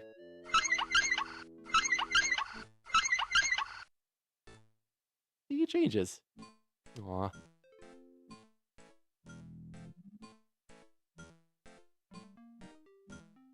Now what do you want? Yeah, well, Did you notice that the gods have left? I did hear some yelling and stomping, but I just screamed for those stoneheads to keep it down. Is that what the commotion was all about? Well, good riddance, I say. They were a no-good bunch of charlatans anyway. How does it feel to be up and running again? I don't know what you're talking about. I'm sitting down. Can't you see very well?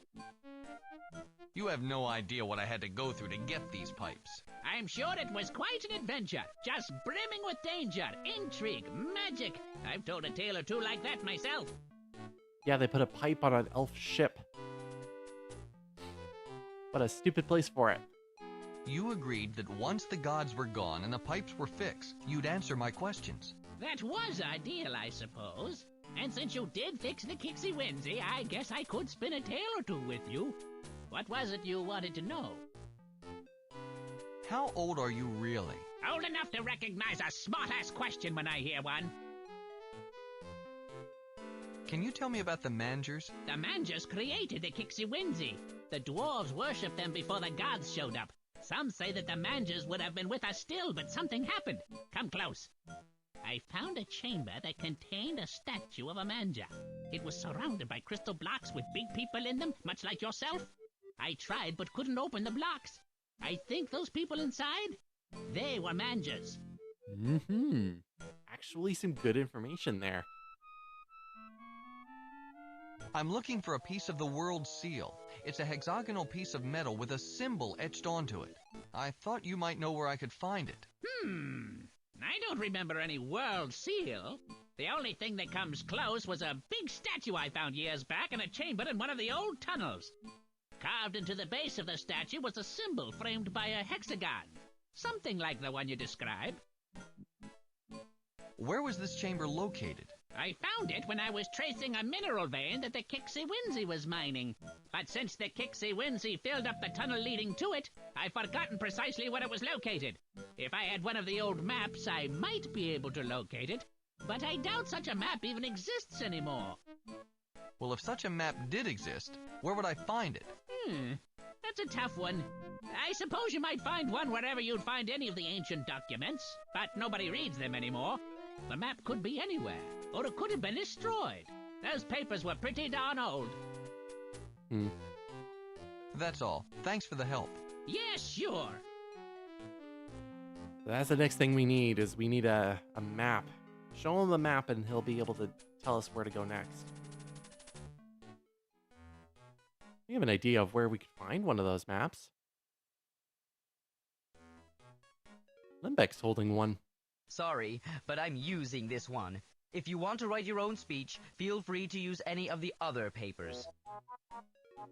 I want yours. Jar, help us out, please. Hello again. What would you like to talk about now? Have you noticed that the gods are gone? Know about it? Of course! It's the talk of Drevlin. Groffel's been telling all the children how he outsmarted them. We're lucky we've got such a wise dwarf with us. Dapple's not one for taking credit, so this is really out of character for him. Is there any way to talk Limbeck into giving me the speech he's working on? Oh, no! He never delivers a speech until he's absolutely finished with it. Considering how the work on this speech is going, he'll be at it for some time. No, I don't want to hear his speech. I want the paper it's on. I can't understand why you'd want the paper. But he'd never give it away now that he's worked so hard on that speech. I wouldn't know any way to convince him. Is there anything he wants? Maybe to trade for his speech? The only thing he's been asking for is some food. Maybe you could give him a marmalade sandwich? I don't think he'd give you his speech for it, though. Nice talking with you. I've got to go. Sure, I'll be here. So we just get to reuse an item, pretty much. Hey, Limbeck, want some marmalade? Drat! Now I'll have to start over. He throws the parchment to the side, selects another from a nearby pile, and again begins to write.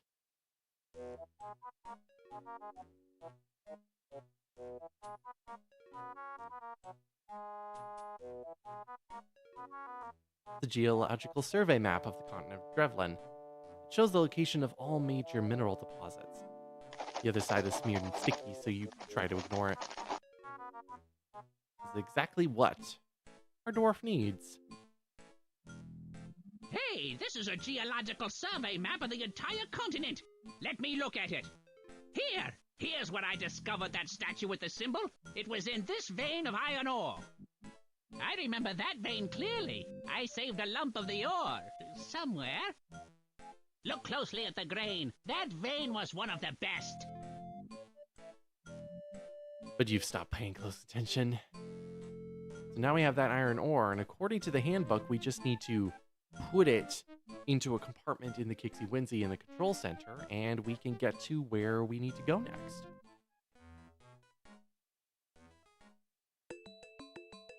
Which is in this control center now that the gods are gone. We got a digger. Get the Kixie Winzy. The fascinating thing about it is that they say they make a control center every couple miles, which would presumably mean that this grows or materializes out of things. It's like the Kixie Winzy is a fascinating idea. It's just hard to visualize what's actually going on as it grows mechanically. It has a giant drill-like front end. You don't see any way to control it. Not even the controls.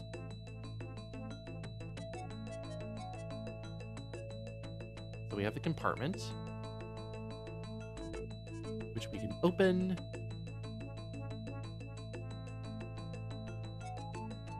And we can just slot it into the compartment.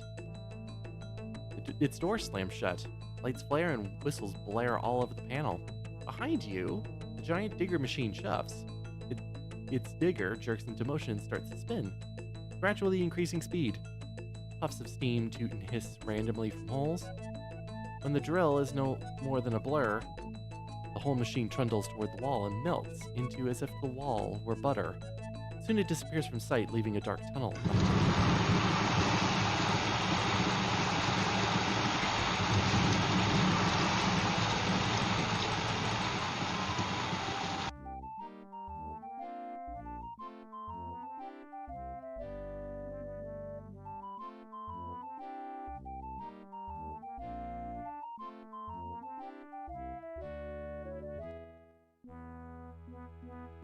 And here we arrive.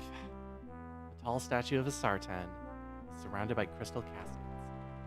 A roughly hewn tunnel runs off to the west. So this room is rather important in the books. A character comes from this room. A character who is, as far as we know, not in the game. Because that would cause too many headaches if that was the case. We'll talk about him a little bit later. It's also within these underground tunnels, which are underneath statues of the Mangers, that this room is here, as well as a little deeper in is where that main control room with the automaton is supposed to be.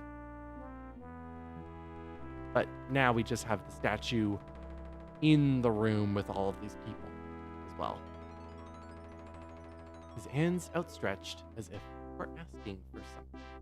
You can see forms beneath the lids of the crystal coffins, but the faceting of the crystal blurs those forms.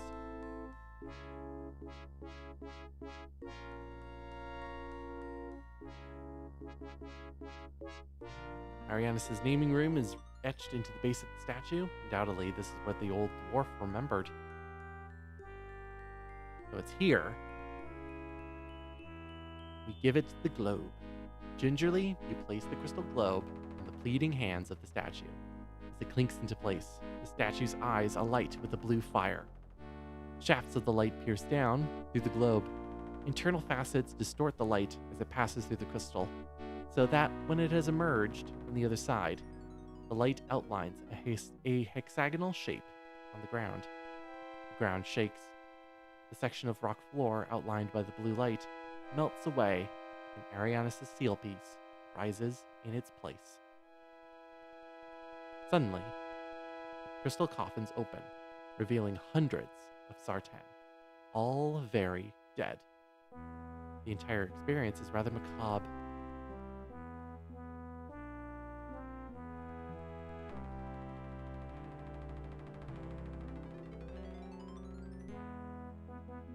So yes, one of these characters comes from this room, a Sartan, and the rest of the Sartan are dead. So when the Sundering happened and the world was split into four, the Sartan went to their respective worlds, and a lot of the Sartan went into a kind of stasis. In most cases, the stasis went wrong somehow, or was premature, or didn't happen at all, and we'll see why as we keep going here. This one was just a complete accident. Every one of the coffins is filled by a Sartan body. All of them are dead as doornails. We can't take the globe anymore, but we can take the air seal piece. The hexagonal stone piece has the unmistakable rune for Arianis inscribed upon it. Ragged edges indicate that it was once part of a larger sculpture. It exudes an aura of power and importance. And that's it for Arianis. Once we get the seal piece, we just are able to leave. There's much else to do. I'm just going to double check that we didn't miss anything. I don't think we missed anything. We looked at the things, we did the stuff. We broke the thing.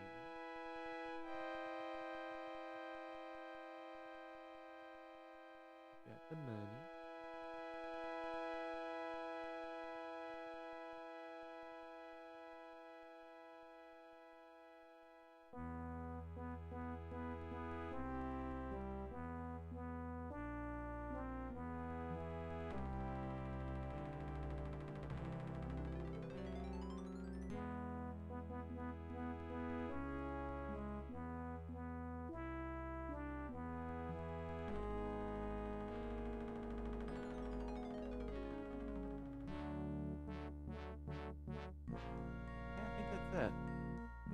we can just head back to Zar.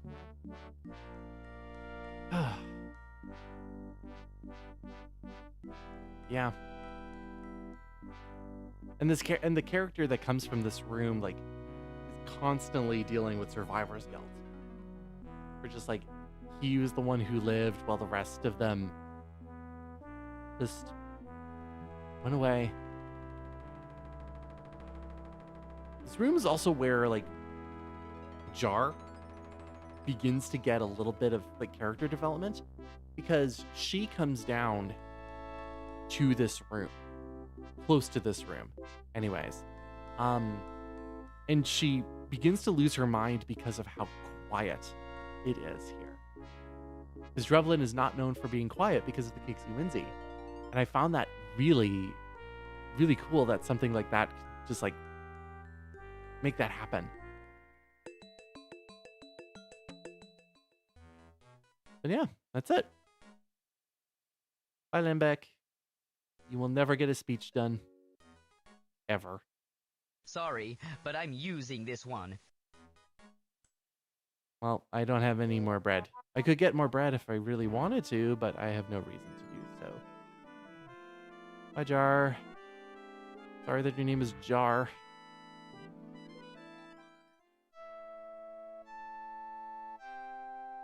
And the only way we're able to leave is if we have the seal piece in our inventory. So we can use the steering stone and head back to the Nexus.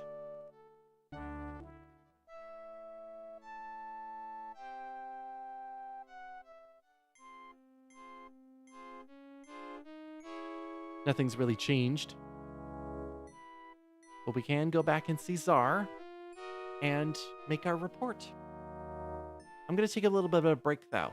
And then when we come back, we will do so. Except I forgot one thing that we're kind of needing here, which I will just go and do now.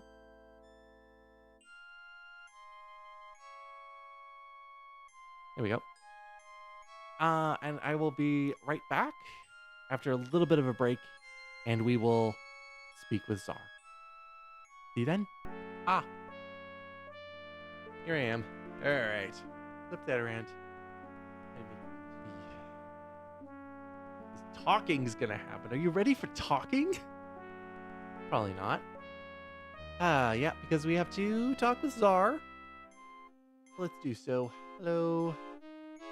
Welcome back, my son. I see you've been successful. You have Arianus' seal piece. Congratulations. Now, please give me a report. You hand over the seal piece and describe your adventures in Arianus in detail. Most of the antics of the men seem to bore Lord Zar, but he pays rapt attention to the discovery of the reference book of Prion and the crystal coffin and of the crystal coffins, holding the hundreds of Sartan corpses. Amazing. The only Sartan you find are long dead. I wonder if someone has stolen our vengeance from us, or if their consciences did them in. I will have to consider this new information. Now, was there anything else before you use your newfound book to go on to Prion, Realm of Fire?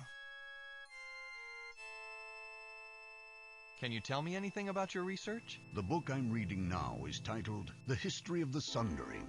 Not only is it woefully inadequate, but it was improperly stored, and moisture has damaged many of the pages. Oh. The History of the Sundering, how we blew up the world. The book discusses the 6 Sartan responsible for the plan: Sama, Dimitri, Orsef, Lornoy, Tyler, and Waleth. Each created a specific spell, and for reasons I won't go into, it is vital that I learn which spell each Sartan created. The book did have that information once, but the water destroyed it. So I've been forced to do quite a bit of research on each person. So, the 6 Sartan responsible. In the opening cinematic, there's 8 Sartan shown. Just pointing that out. And of all the people there, only Sama is an actual character in the books. The other 5 that are listed here, nope. Which is odd, because they could have totally used some names from the books. Also Tyler. Oh, god damn it, Tyler. I've divined much about their personalities from other texts. I'm hoping that this will tell me what kind of spell they would be likely to create. I've become very familiar with each of them, and I've named them the 6 devils. And I hate all of Each is them. a devil in a unique way. It's like I've come to know them. They're like friends, but I hate them. Oh boy. So yeah. Now we get to learn about them, which you do need to do because you'll need some of this information for a lot later in the game. Tell me about Sama. I call Sama the devil of the soul. He was insidious. Although the Sartan Council was theoretically democratic, Sama could talk them into anything. In fact, there was much dissension on the council when the plan was discussed. Many felt that it was too extreme, but Sama thundered right through the contrary arguments. The rest is history.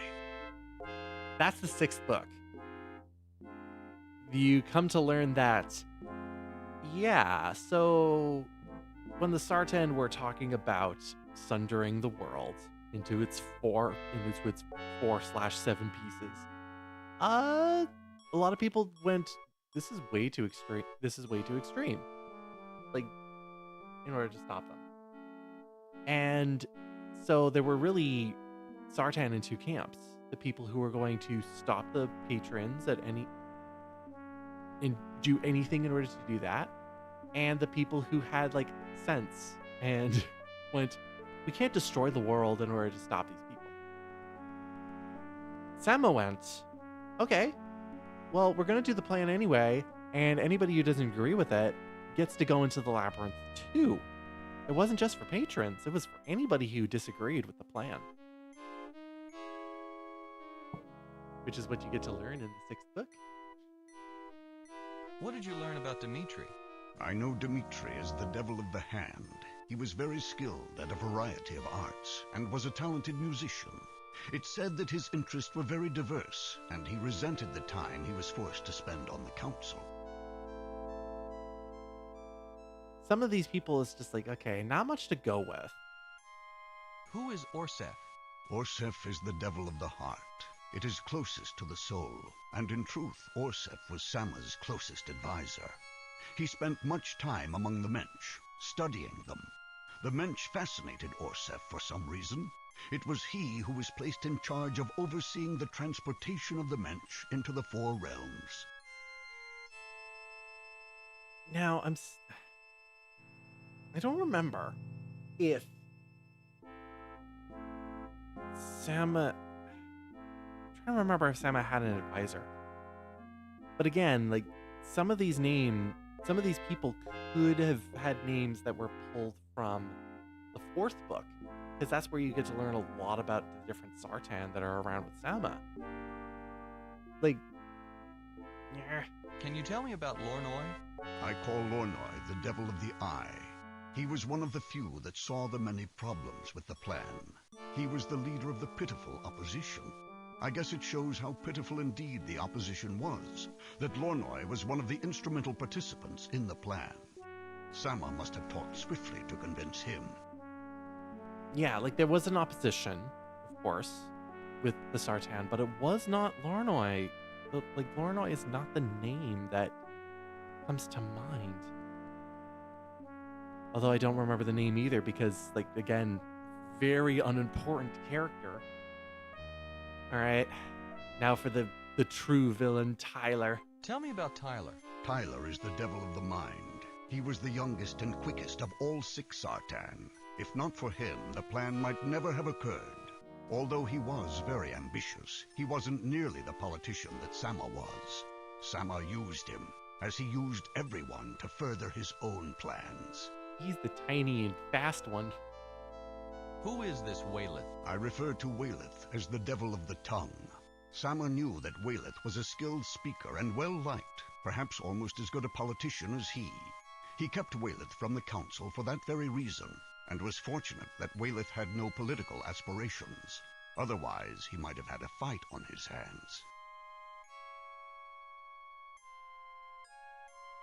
Of all the names that they're just throwing here that don't have any, that some do have connections to the book, but some really do not. I'm surprised that they really didn't go with Sama's son as one of the six of the eight, because that would have been easy to do. Yeah, I just don't get it. Can I take a look at that book? I'm afraid not. It's so damaged now that I have to keep special care of it. I never move it from this desk, and I turn the pages only with reluctance. I'm sorry. No, you can't take a look at this book. It's part of my screen and my portrait. You can't look at it. No. Let's go back to some other topic. Of course. What do you want to know?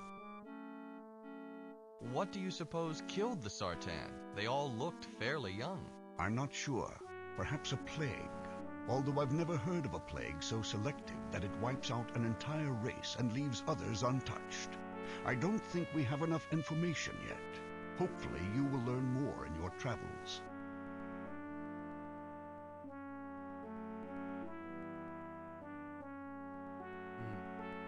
That feels good. All right. This is something that comes up at the end of the first 3 books, is as Haplo is exploring more of the worlds and getting more involved with the people and his adventures there. Yeah, his character begins to slowly change. So of course you have this option right here, which is important for Haplo's growth as a character. You know, Arianis was not a prison. The Mensch weren't slaves. Most of their problems were of their own making. Perhaps the Sartan knew what they were doing? My son, of course it may appear to be that way. Naturally, the Mensch weren't rebelling against the Sartan. According to your own report, the Sartan there are dead. Believe me, if the Sartan had been alive, they would have been grinding the Mensch under their heels. We are doing them a favor by removing the Sartan threat forever, or confirming its absence, and finally taking over the reins of their lives. The Sartan were right about one thing. The Mensch do need guidance. They're like children. Listen to your own report. Their squabbles are almost laughable. When we finally bring the world together, we shall give them the leadership that they so sorely need. Mm-hmm. Listen to your own report. Don't critically think about it. We are better. Move on. Okay. That's enough for right now. I'd like to talk to you later if you don't mind. Very well. I'll be here. Alright. He takes the seal piece. And we're able to move on. That's it. But before we do, of course, we need the rune. And we need to know what we're heading into with Prion.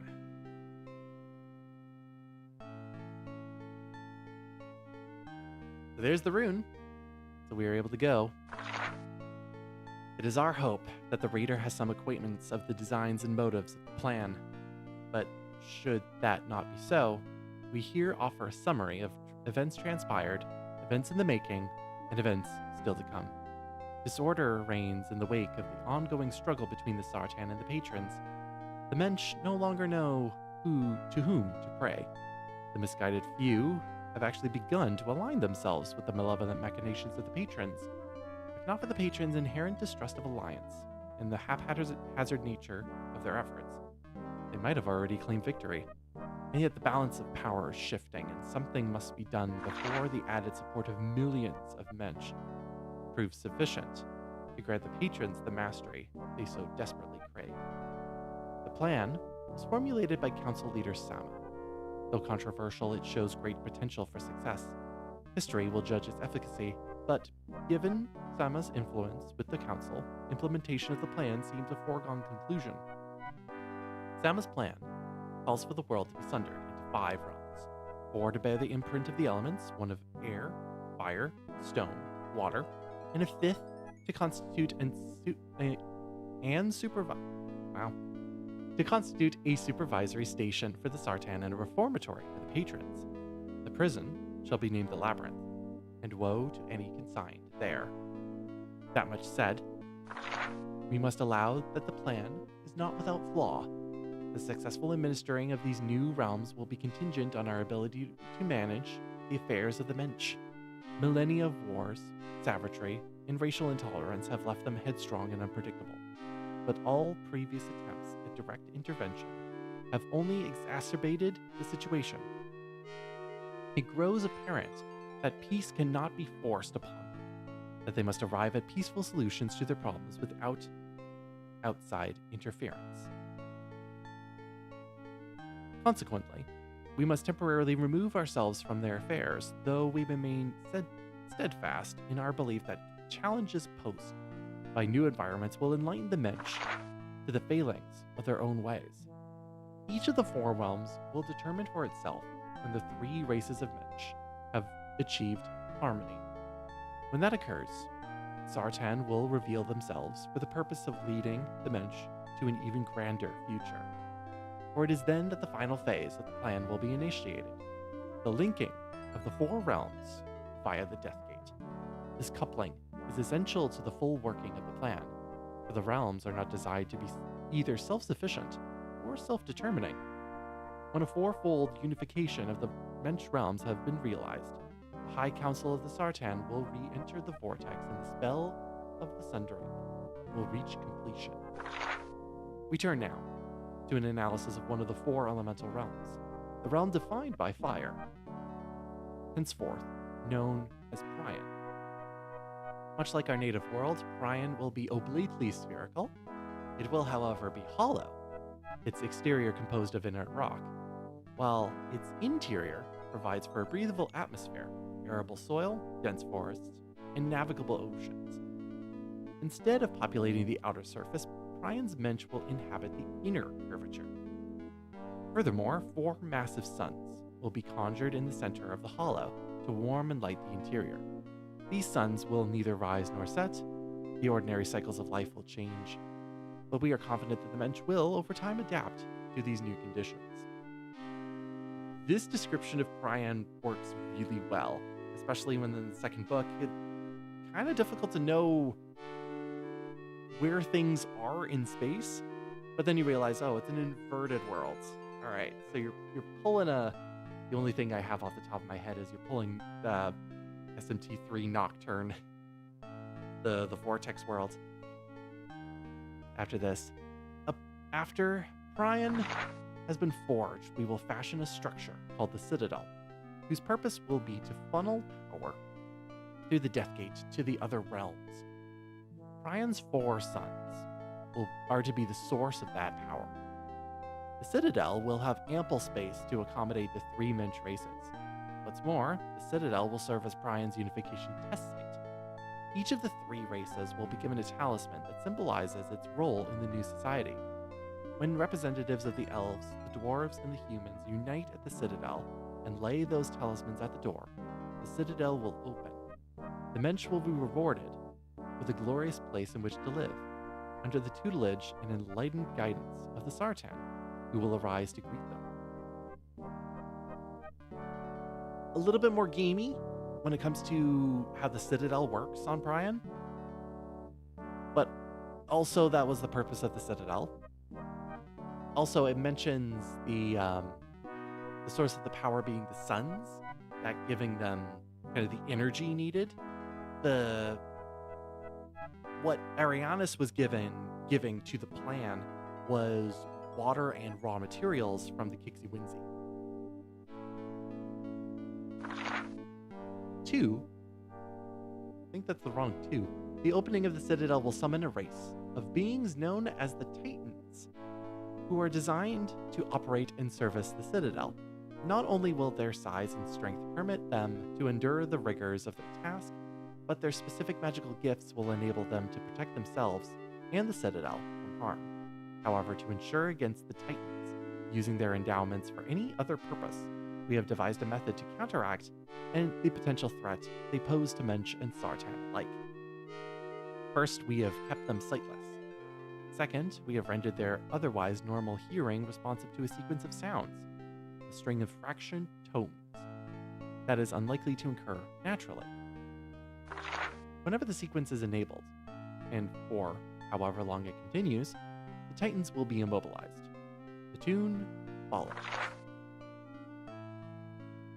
I hope you're able to read that because it's rather low quality. Doesn't really even show the time signature very clearly. Anyway, sound entranced. The Titans will be vulnerable to a variety of behavior, modification, and/or enhancement spells. The spells will permit the Sartan to subjugate those included in their birth imprinting. Spells will permit the Sartan to subjugate those included in their birth imprinting. Birth imprinting spells cater principally to basic self-defense and task-oriented. I'm losing myself while I'm reading this. Wow. Whoo. Birth imprinting spells cater principally to basic self-defense and task-oriented Citadel operation, along with a specific summon command that directs the Titans to the Citadel when unification of the Mensch talismans occurs. Regrettably, the Titans too, until their summoning, will inhabit the inner curvature of Prion. But they will be so well removed from Prion's population centers that the possibility of encounter or interaction with the Mensch is remote. Still possible. It's gonna happen. This concealment is more for the sake of the Mensch than the Titans. Faced with such an intimidating foe, the Mensch might be quick to attack, and an attack against the Titans or the things under their care would only enable their very capable self-defenses, resulting in the maiming and killing of some Mensch.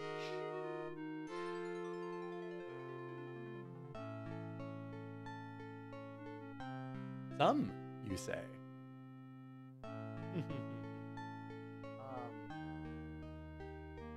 Elven Star is a rather cynical book by the end, but also has something in it that I find funny. Haha, funny. But enough about that. We'll get started on Prion today. We won't get it finished today. And to be honest, you can kind of skip a lot of Prion because it's not really well handled. But first, how do we go about putting the rune onto here? So we have to use rune transfer. Transfer the Book of Prion onto the steering stone.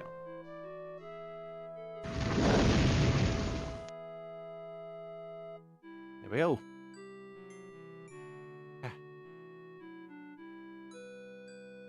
Off we go.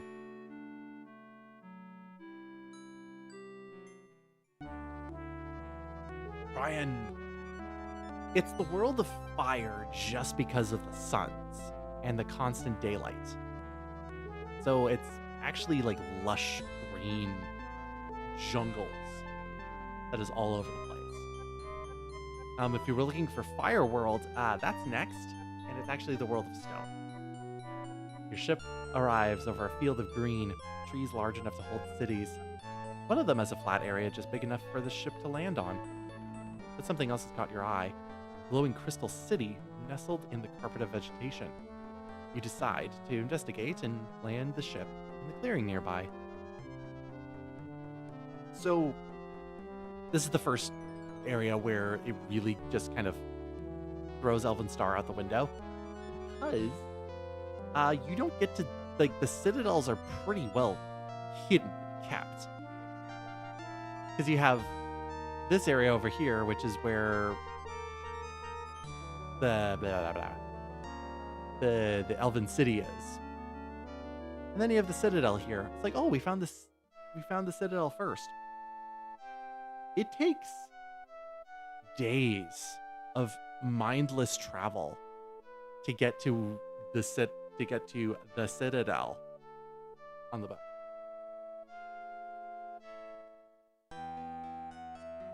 Your ship sits on one of the only clear regions on Prion.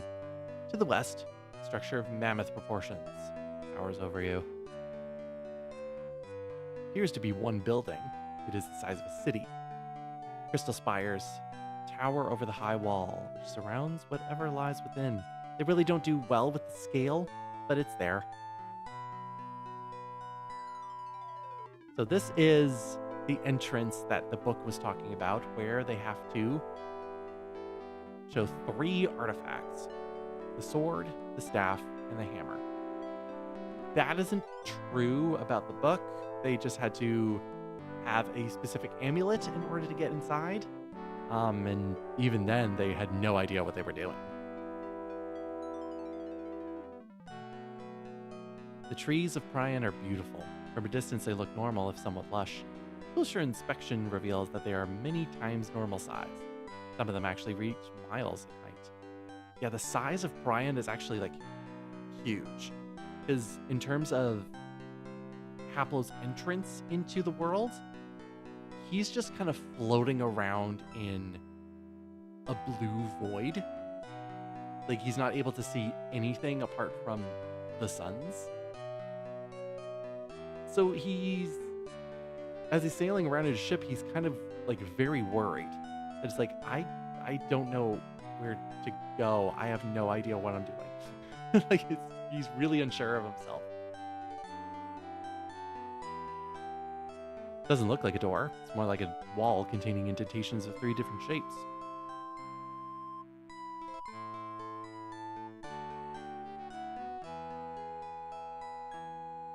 We got that.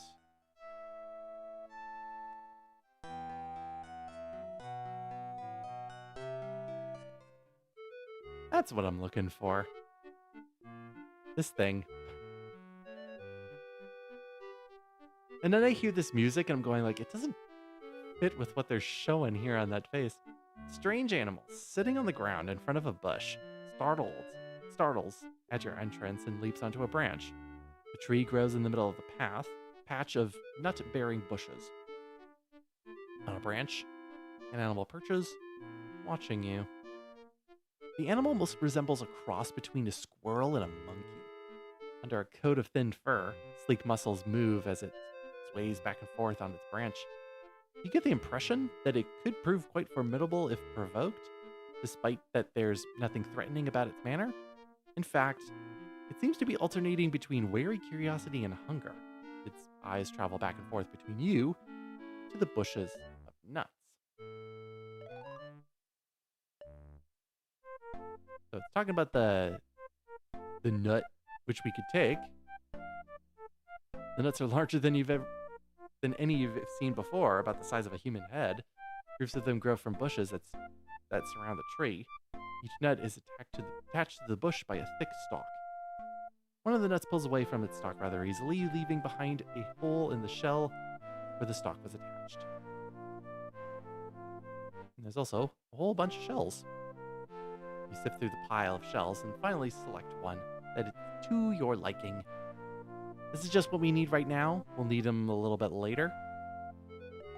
Because Brian is going to have some situations where you better have the items necessary in order to continue, or you are a little bit boned.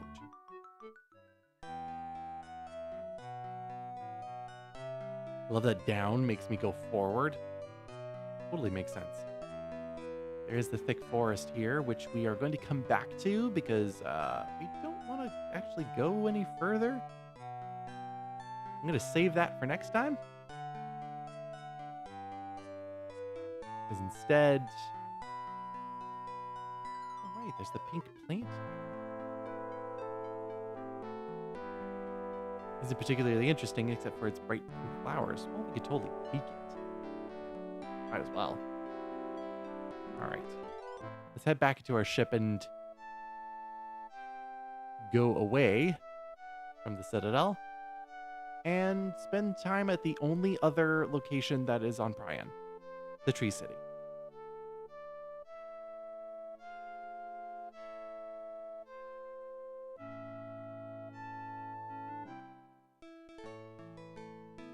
Giant trees support your ship over unseen ground far, far below. It's a weird concept where you pretty much have the world inside, And then you have the surface go all the way around it on the inside of it. The trees growing. So they're pretty much growing towards the center, towards where the suns are in the middle.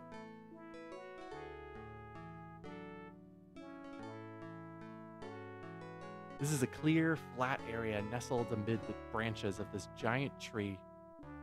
You see another tree over a narrow but deep drop. Another tree stands very close to this one.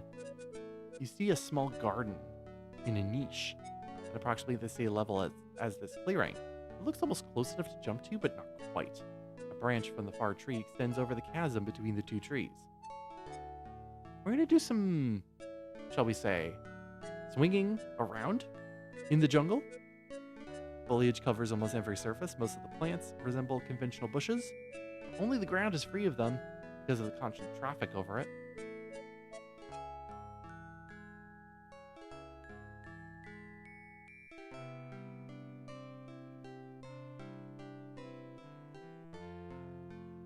I'm going to take stuff that isn't nailed down, like a clothesline. So apart from that, I'm just going to waltz into somebody's home. You step into the middle of a busy kitchen, but on your arrival, all noise and movement suddenly cease. 3 pairs of eyes lock onto you. 2 elven women halt their conversation, and a child drops her broken doll and simply stares. Who are you? What are you doing here?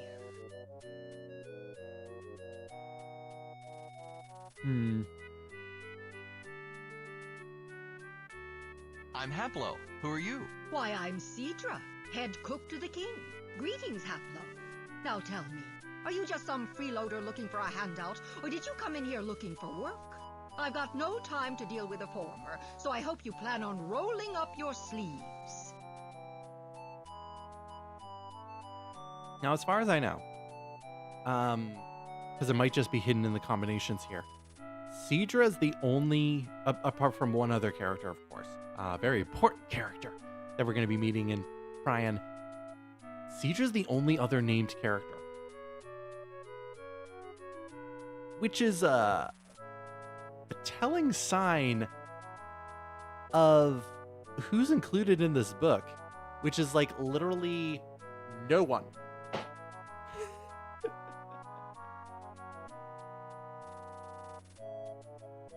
So, yeah, you can kind of throw book 2 out of the window in terms of its adaptation. I'll get it back later. I don't need it right now. Why do you assume I'm looking for work? You humans tend to avoid us, unless you're looking for work. Humans are always complaining that their lives are so difficult. Those who want it a bit easier come to us. It makes sense to me. If I had the choice of living with barbarians, hunting my food every day, or working for a stable, civilized people, I'd take the work. Now the question is, are you willing to? Sure, I'll give it a try. What do you need me to do? I'm glad to hear it. I'm so behind just now that I would welcome anyone's help, even from a human refugee. The king has decided to throw a party with his usual 2-hour notice. Get over to the counter and start kneading that dough. Let's see if you can handle that task before we move you on to anything more complicated. So the situation with Prion is that you have the elves, the humans, and the dwarves. The dwarves are absent in this adaptation. The dwarves don't exist. They're just doing their own thing. But the elves are pretty much the high class. They kind of have their own system going. They have their own system going on, whereas the humans are more, well, as she said, dealing with their own things. They're fighting against each other. A lot of humans are refugees, for other reasons, but mostly because they're just fighting amongst themselves. They don't live like the elves do in more stable situations. You edge over to the counter, pick up the lump of dough, and half-heartedly begin to knead it. While you're doing this, the cook resumes her flurry of activity. continuing the conversation with the other woman as if there had been no interruption. She hurries about the room, tending to several tasks at once. At the same time, she not only manages to keep up her end of the running conversation, but the serving girl's side as well. I'm worried about the children. I don't have a problem with them playing together, but the royal prince has begun to join in. There are human children in that group. You watch. Nothing good can come of that. No offense, you understand. Anyway, I've saved the worst for last. There's a human adult out there. He's talking with the children, putting all sorts of ideas in their heads, ideas about all of the races living together, treating each other as equals. Can you believe it? Rumor has it that he's a wizard. A child described some of his spells, and they're like nothing we've ever seen. In fact, the spells weren't even similar to any of those cast by the humans. Either this human is the most powerful to come along, or he's a member of a different race entirely. Wouldn't that be exciting? Well, he is a very exciting character. Maybe the child was exaggerating. You know how imaginative they can be. Of course, that's true. Those children can come up with some wild ideas. Still, it would have been exciting. You notice that the small elf child on the floor has been watching you with wide eyes and an unreadable expression. After a moment, she returns to playing with the battered, pathetic doll.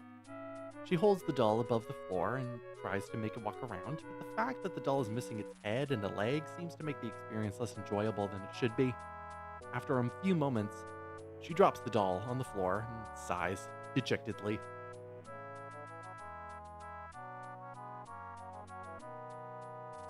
So we can't talk to her at all. But we get some information now. The cook pulls a tray of sweet cakes from the oven. The aroma makes your mouth water. A loud buzzing draws your attention to a small window. You see a nasty-looking insect about the size of your fist flying into the kitchen, also attracted by the sweet smell. The serving maid screams and puts herself as far from the bug as she can. Only the cook manages to remain calm as the insect hovers over the cakes. She pulls out an ugly yellow flower from an apron pocket and crushes it in her hand. She unfolds her fingers and the room is suddenly filled with a horrible odor. The odor makes you feel somewhat queasy, but it seems to have a more substantial effect on the insect, which darts back out the window. It must be bug season again. Those terrible insects are such a bother. Every time I make something sweet, they show up, seemingly out of nowhere. On one occasion, I was actually stung by one of them. I was in bed for a week. These petals should do the trick of keeping them away today, but this is my last plant. I'm going to have to get the children to start harvesting the stinkweed again. So this is important? Or something we're going to be doing later? What was that bug? Their hives appear during every harvest season. The insects that live in them usually leave us alone, unless they are angered, or they smell something sweet. That drives them crazy. I always keep some stinkweed around, just in case. Why does the flower drive off the insect? As much as the bugs are drawn to the sweet smells of my cooking, they are repulsed by the smell of stinkweed. Actually, stinkweed isn't all that bad until you crush the petals, but then you'd best be as far away from it as you can get. Where do you find that yellow plant? I'm not sure. The plant grows wild in bunches, but it's difficult to find. I have all the children out searching for it, and since I reward their finds with sweets, the plant is in high demand. Whenever it's discovered in the wild, the children return with as much as they can carry. They practically drool over that patch growing on the nearest tree, but no one can get to it. May I have one of those cakes? Absolutely not. I'm preparing these cakes for the king's party. You mean it's going to smell like that in here all day? I think I'm done with this dough, you see? All nice and kneaded. Well, you've done a pretty poor job on the dough, but I don't think I'm going to get much better out of you. Leave then. I don't blame you for wanting to get away from the stinkweed. I've no time for you and your foolishness. You're no kitchen worker, so you've no place here. Take it outside, please. All right. Well, we can't talk to the cook anymore, Cedra. We can't talk to the serving girl. But that just leaves the child. Girl stares at you with wide eyes but says nothing. Oh, she is ready. The eye animation is a little bit... Okay, blink. I want you to look back at your doll, though, please.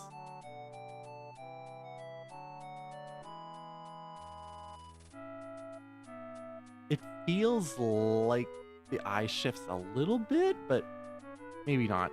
A lot of these lines are dumb. I'm gonna skip past the dumb lines because Apple wouldn't say much of them there. Do you know anything about this human wizard the cook is talking about? Yeah, he's fun. In fact, my friends and I are meeting him tonight in the secret place. Mm-hmm. What game are you playing? I'm playing hop around. Since my doll only has one leg, she can't walk, so she hops. Since she doesn't have a head, she can't see where she's going, so she bumps into everything. It's not a very fun game. She's not a very fun doll. Could you show me where your secret place is? Why should I show you? You're not my friend. You're just another big person. Not much of a talker, eh? I'm not supposed to talk to strange men, and you're about as strange as they come. Ah, but you're talking to me. Yeah, well, I'm not supposed to do a lot of things. You can get into a shouting match with her if you go through a lot of the strings here, but yeah, let's not do that. We just need to I've gotta get back to work. Me too. We just need to give her something so we can be friends with her. And that being the doll. The child looks at the toy in your hand, and smiles. She throws aside the broken doll as she jumps up, claps, and runs over to grab the better toy. She turns it around in her hands and laughs happily. You're nice. I like you. You have to meet my friends. Come on, let's go. She runs outside and beckons you to follow. There really isn't another reason to be in here.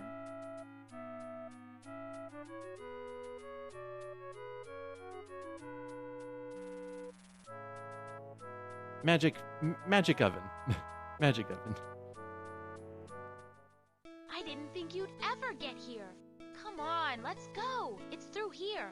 She wriggles through a clump of bushes to the east. You come upon a group of children gathered at the ledge. They're calling to someone below. One, smaller child, crying. You stand on a large curving branch that overlooks a sheer drop which extends further than you can see. A young man stands on the ledge below you, looking up. These are my friends. That doorknob down there is the prince. I guess he finally got up enough courage to go after the golden staff. He's been talking about it long enough. It doesn't look like he made it very far, though.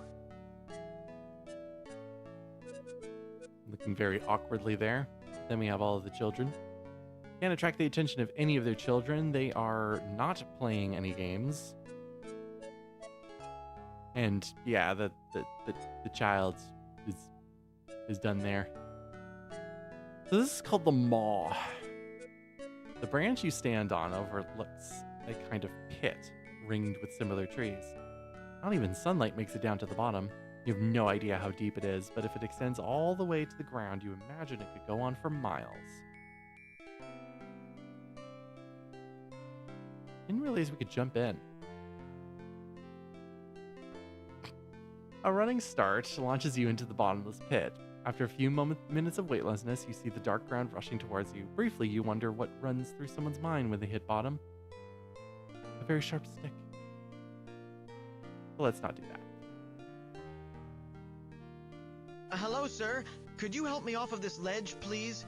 Don't tell anybody. My father would be so angry. Who's your father? I'm the royal prince. My father is the king. Don't think you can take me hostage, though. My father would find and kill you before he'd pay anything.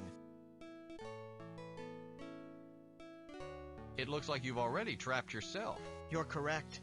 I think I might have overestimated my climbing skills. I'm lucky this ledge was here, otherwise I could have fallen the rest of the way. Take you prisoner? It never entered my mind. Whew. Thank you, sir. I'd appreciate any help you could give me. How'd you get down there? It's a long story. If you help me out, I'll tell you. Didn't make it very far before you turned back, did you? I thought I could make it. I had myself talked into it, but when I began the descent, I realized how difficult, no, impossible the climb was. I slipped and fell onto this ledge, and couldn't climb back up. So I'm stuck here. I'll give it some thought. Don't go anywhere. Very well. I guess I'll wait here. Yeah, get used to seeing this very flat face, because we're gonna be hearing a bunch from him. Alright, let's get him out with the rope. You lower one end of the clothesline to the struggling prince, grabs hold of it gratefully, and you haul him up. Thank you, sir, for coming to my aid. I would have made it out eventually by myself, but your help sped things up quite a bit. I am at your service, sir. Anything I can do for you, I will. The only thing you can't tell me is your name. This prince has no name. You're the Prince of the Elves? Yes, I am heir to the throne. My father is the ruler of all elves on Prian. If he knew what I had done, I'd never see the light of outdoors again. God. So, in terms of connecting to Elven Star, I presume with like where this is going that this is supposed to be Pathan? Even though Pathan technically isn't a prince. He's like middle high class in terms of the elves. Definitely not a prince, because he prefers to not deal with any of that stuff, and goes on trading expeditions. But yeah, if there was anybody who was supposed to be connected with a character, this guy would be Pathan, but barely. What is this place? This is the Maw, called that because anything that goes in gets swallowed up. It's a sheer drop, ringed by trees on all sides. The only way to the bottom is straight down. It's an evil place. I'll never go near it again. You're at my service, eh? Yes, sir. I'll do anything within reason. Answer any questions you may have. You look new to this land. I'll be glad to help you out.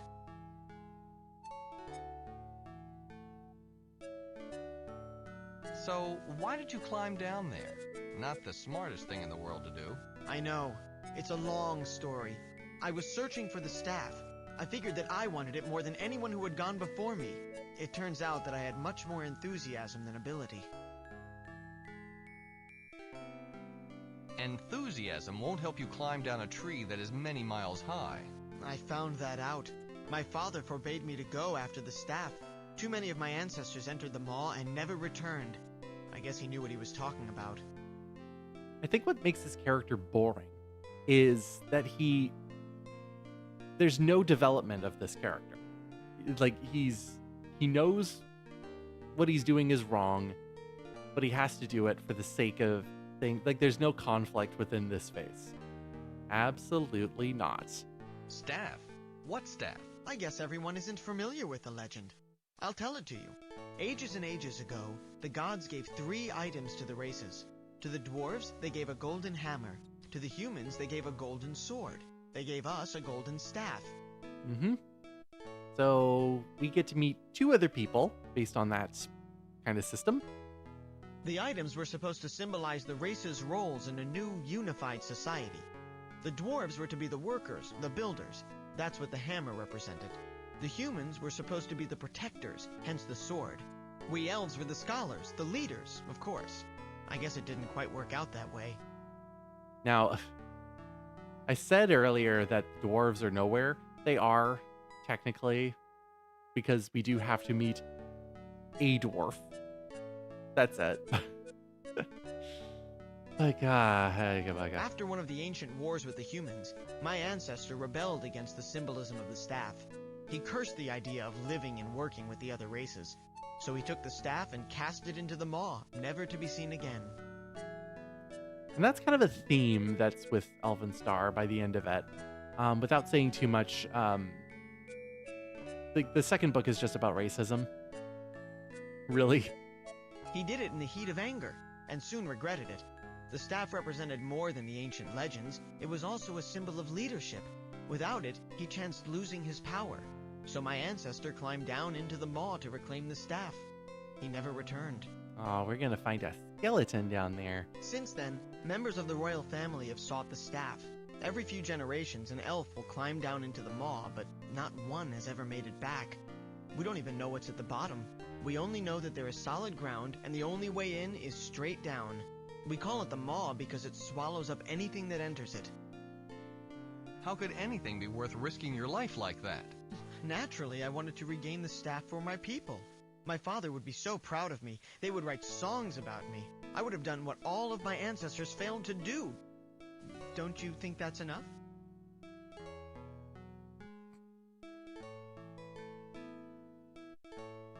You tell me, lad. You're right. I never really cared about the acclaim. There is another reason. There's a girl. A human girl. I love her. A human?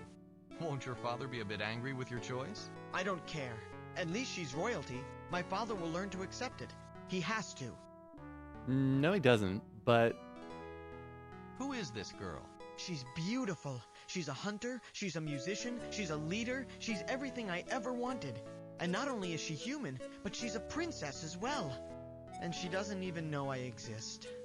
Now without the staff, I'll never get a chance. How would possessing the staff help you to get this girl? The humans believe that the items from the gods are symbols of rulership. Every human leader since the beginning has carried the golden sword. The current monarch, the princess's father, has been ill for some time. While he's incapacitated, she has accepted the responsibility of rulership. With it, she has taken the sword. And just kind of wanders around with it. Not really doing much with it. She takes her station very seriously, and she'll only consider a suitor of equal status. Sure she does. Because the humans equate rulership with the possession of the godly items, she won't even look in my direction if I don't have the staff. I think it's also because you dress so plainly. That's all there is to it? You get the staff, and it gets you the girl? Well, not quite. I have to earn her respect, and I'll never get it without the staff. After that, I'm not sure what to do. I think I have to soften her up somehow. Maybe I need something pretty to give her. Even if I do get in her good graces, I won't know what to say. I always get tongue-tied whenever I talk to her. I just don't know the right words. I think if I had something nice to give her and the right words to say, I'd have a chance. Let me get this straight. You need the staff, the right words, and a pretty present? Sounds like you've been thinking about this for quite a while. Forever. I decided that if I couldn't have her, I didn't want to go on living. That's why I tried to get the staff. If I didn't make it, I'd be out of my misery.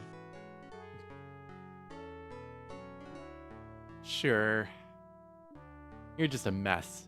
Ugh. Where did you meet her? I met her at one of our gatherings. Lately, she's been coming to hear the wizard speak. I think she's interested in his message of racial harmony. In fact, she'll be coming to a meeting tonight. I was hoping to have the staff by then. Oh well. Enough about this girl. All right. Let's talk about something else. Certainly. Do you know anything about a big, ancient building? It has a door with 3 symbols on it. An ancient building? I'm not sure what you're talking about. Perhaps the wizard can help you. He's been around forever. Have you met this human wizard who supposedly talks to children? Of course. His name is Zifnab. He's a human, but he's the strangest human I've ever met.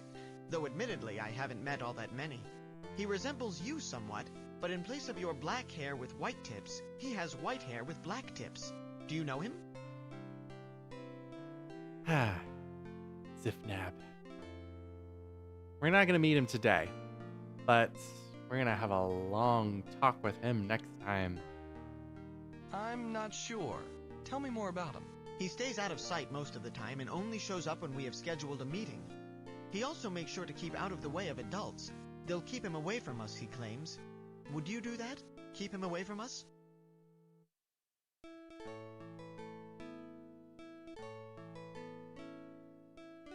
Why would I do that? The other adults claim that we should stop listening to him, that he's a bad influence. The things he says about racial harmony are compost.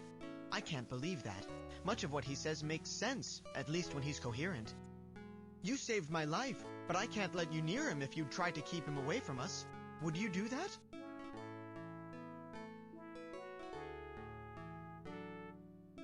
Of course not. He sounds harmless enough. Whew, I'm so glad. I would really like you to meet him. He does the most spectacular tricks. Even when we don't understand half of what he says, he's always entertaining. If you'd like, I can lead you to the meeting place. There's a gathering tonight. All right, let's go. Very good. The meeting should be fun, even though I didn't get the staff. Please follow me. Boop. Well, hopefully I find that the music, even when it's playing over in the background, I'm going like, well, this is just way too relaxing. All right. This brings us to the meeting place. As you stroll into the clearing, you notice the children scurrying around preparing the area. Some gather wood for a fire pit in the center. The remaining relax around the pit, on the ground, or on a log lying nearby. He's just upset because his girlfriend is coming and he didn't get the golden staff to impress her.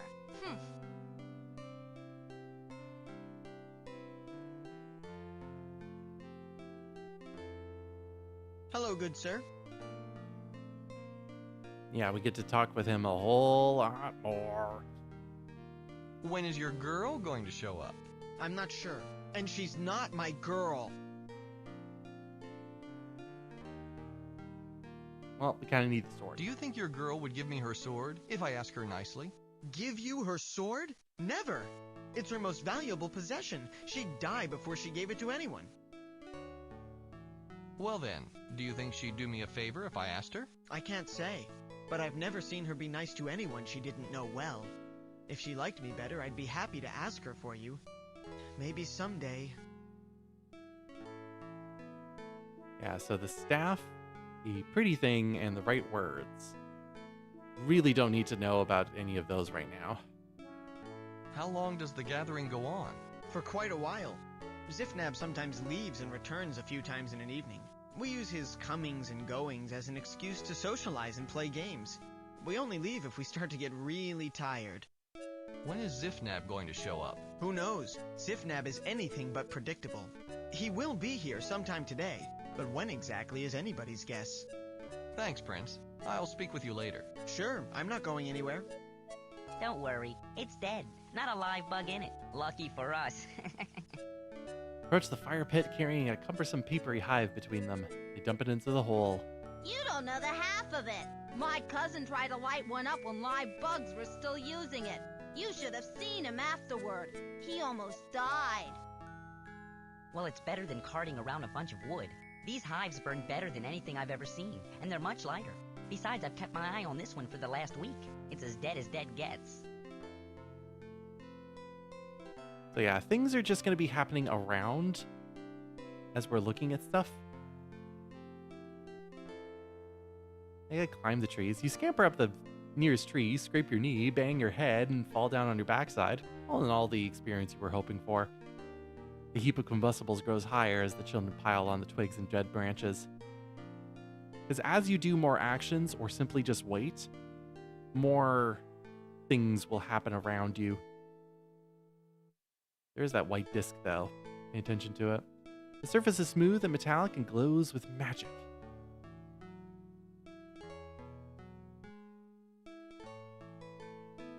One child sprinkles dried moss around the massive hive as the other sits around the pit.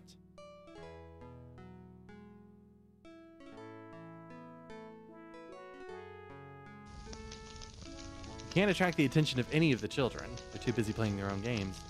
The child strikes a piece of flint against a flat rock she holds.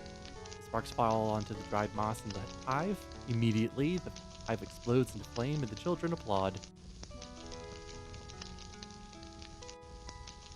Fire slowly eats away at the papery hive lying in the pit. some of the children make themselves comfortable around the fire, they begin to chatter excitedly about something. The pop a hot ember leaps from the fire and lands nearby. You children giggle at it, but leave it where it is. We do want that ember, though. Pebble-sized, but red-hot. And we have what looks like a bowl that we could put the ember in. So that's nice.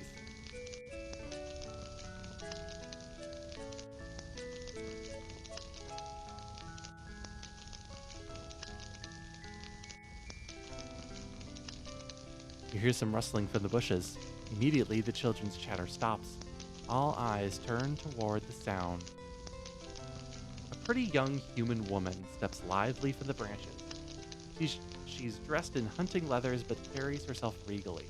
A golden sword is strapped to her waist, and a flute is strung around her neck. She utters no words when she sees everyone looking at her. Instead walks to the log and sits down. She attempts to act unperturbed, though it is obvious that she is uncomfortable with the attention. As soon as the woman arrived, the Elven Prince became entranced. His mouth dropped open and his eyes followed her every movement. When she sat down, he seemed torn between wanting to speak to her and wanting to run far, far away.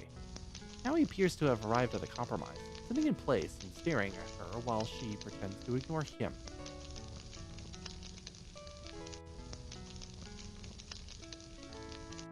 The golden sword doesn't look like the product of humans. It has a perfect sheen of a Sartan artifact.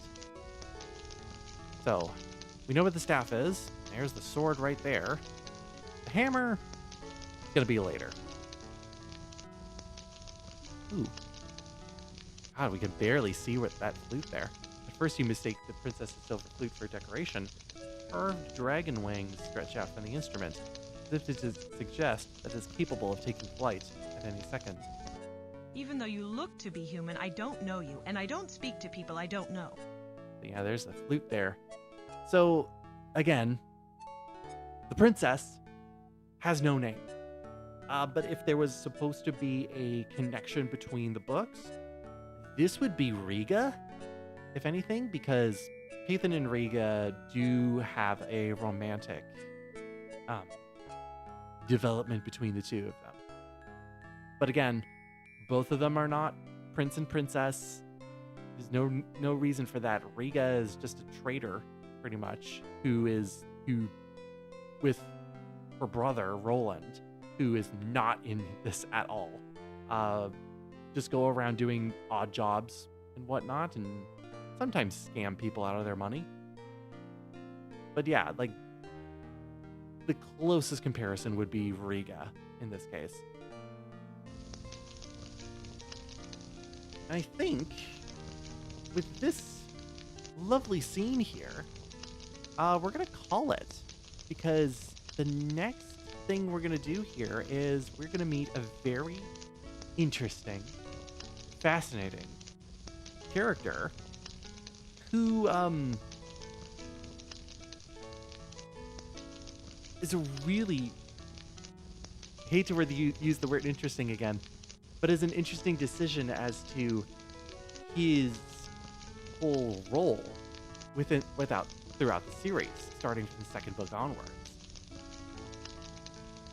He's fun. He's really fun. But I'm going to save all of that for next time. So let's make sure that that's saved right there. And we will start off with a wonderful presentation from a wizard next time. Thank you for joining me. Good to be back actually doing this. It's been a month. Things are slowing down at least a little bit. So I should be able to do this regularly again. Just regularly, nothing more, because who knows, something else might happen and then I have to scale back again. And then next time we should be able to go through all of Prion and then get started on the next world after that. So that'll be good. All right. We'll leave it at that, though. Hope you enjoy your Sunday. And next time I'll see you, it'll be 2025. So I'll see you then in the new year. Have a good week. Take care of yourselves. Take care, everyone. See you later. Bye-bye.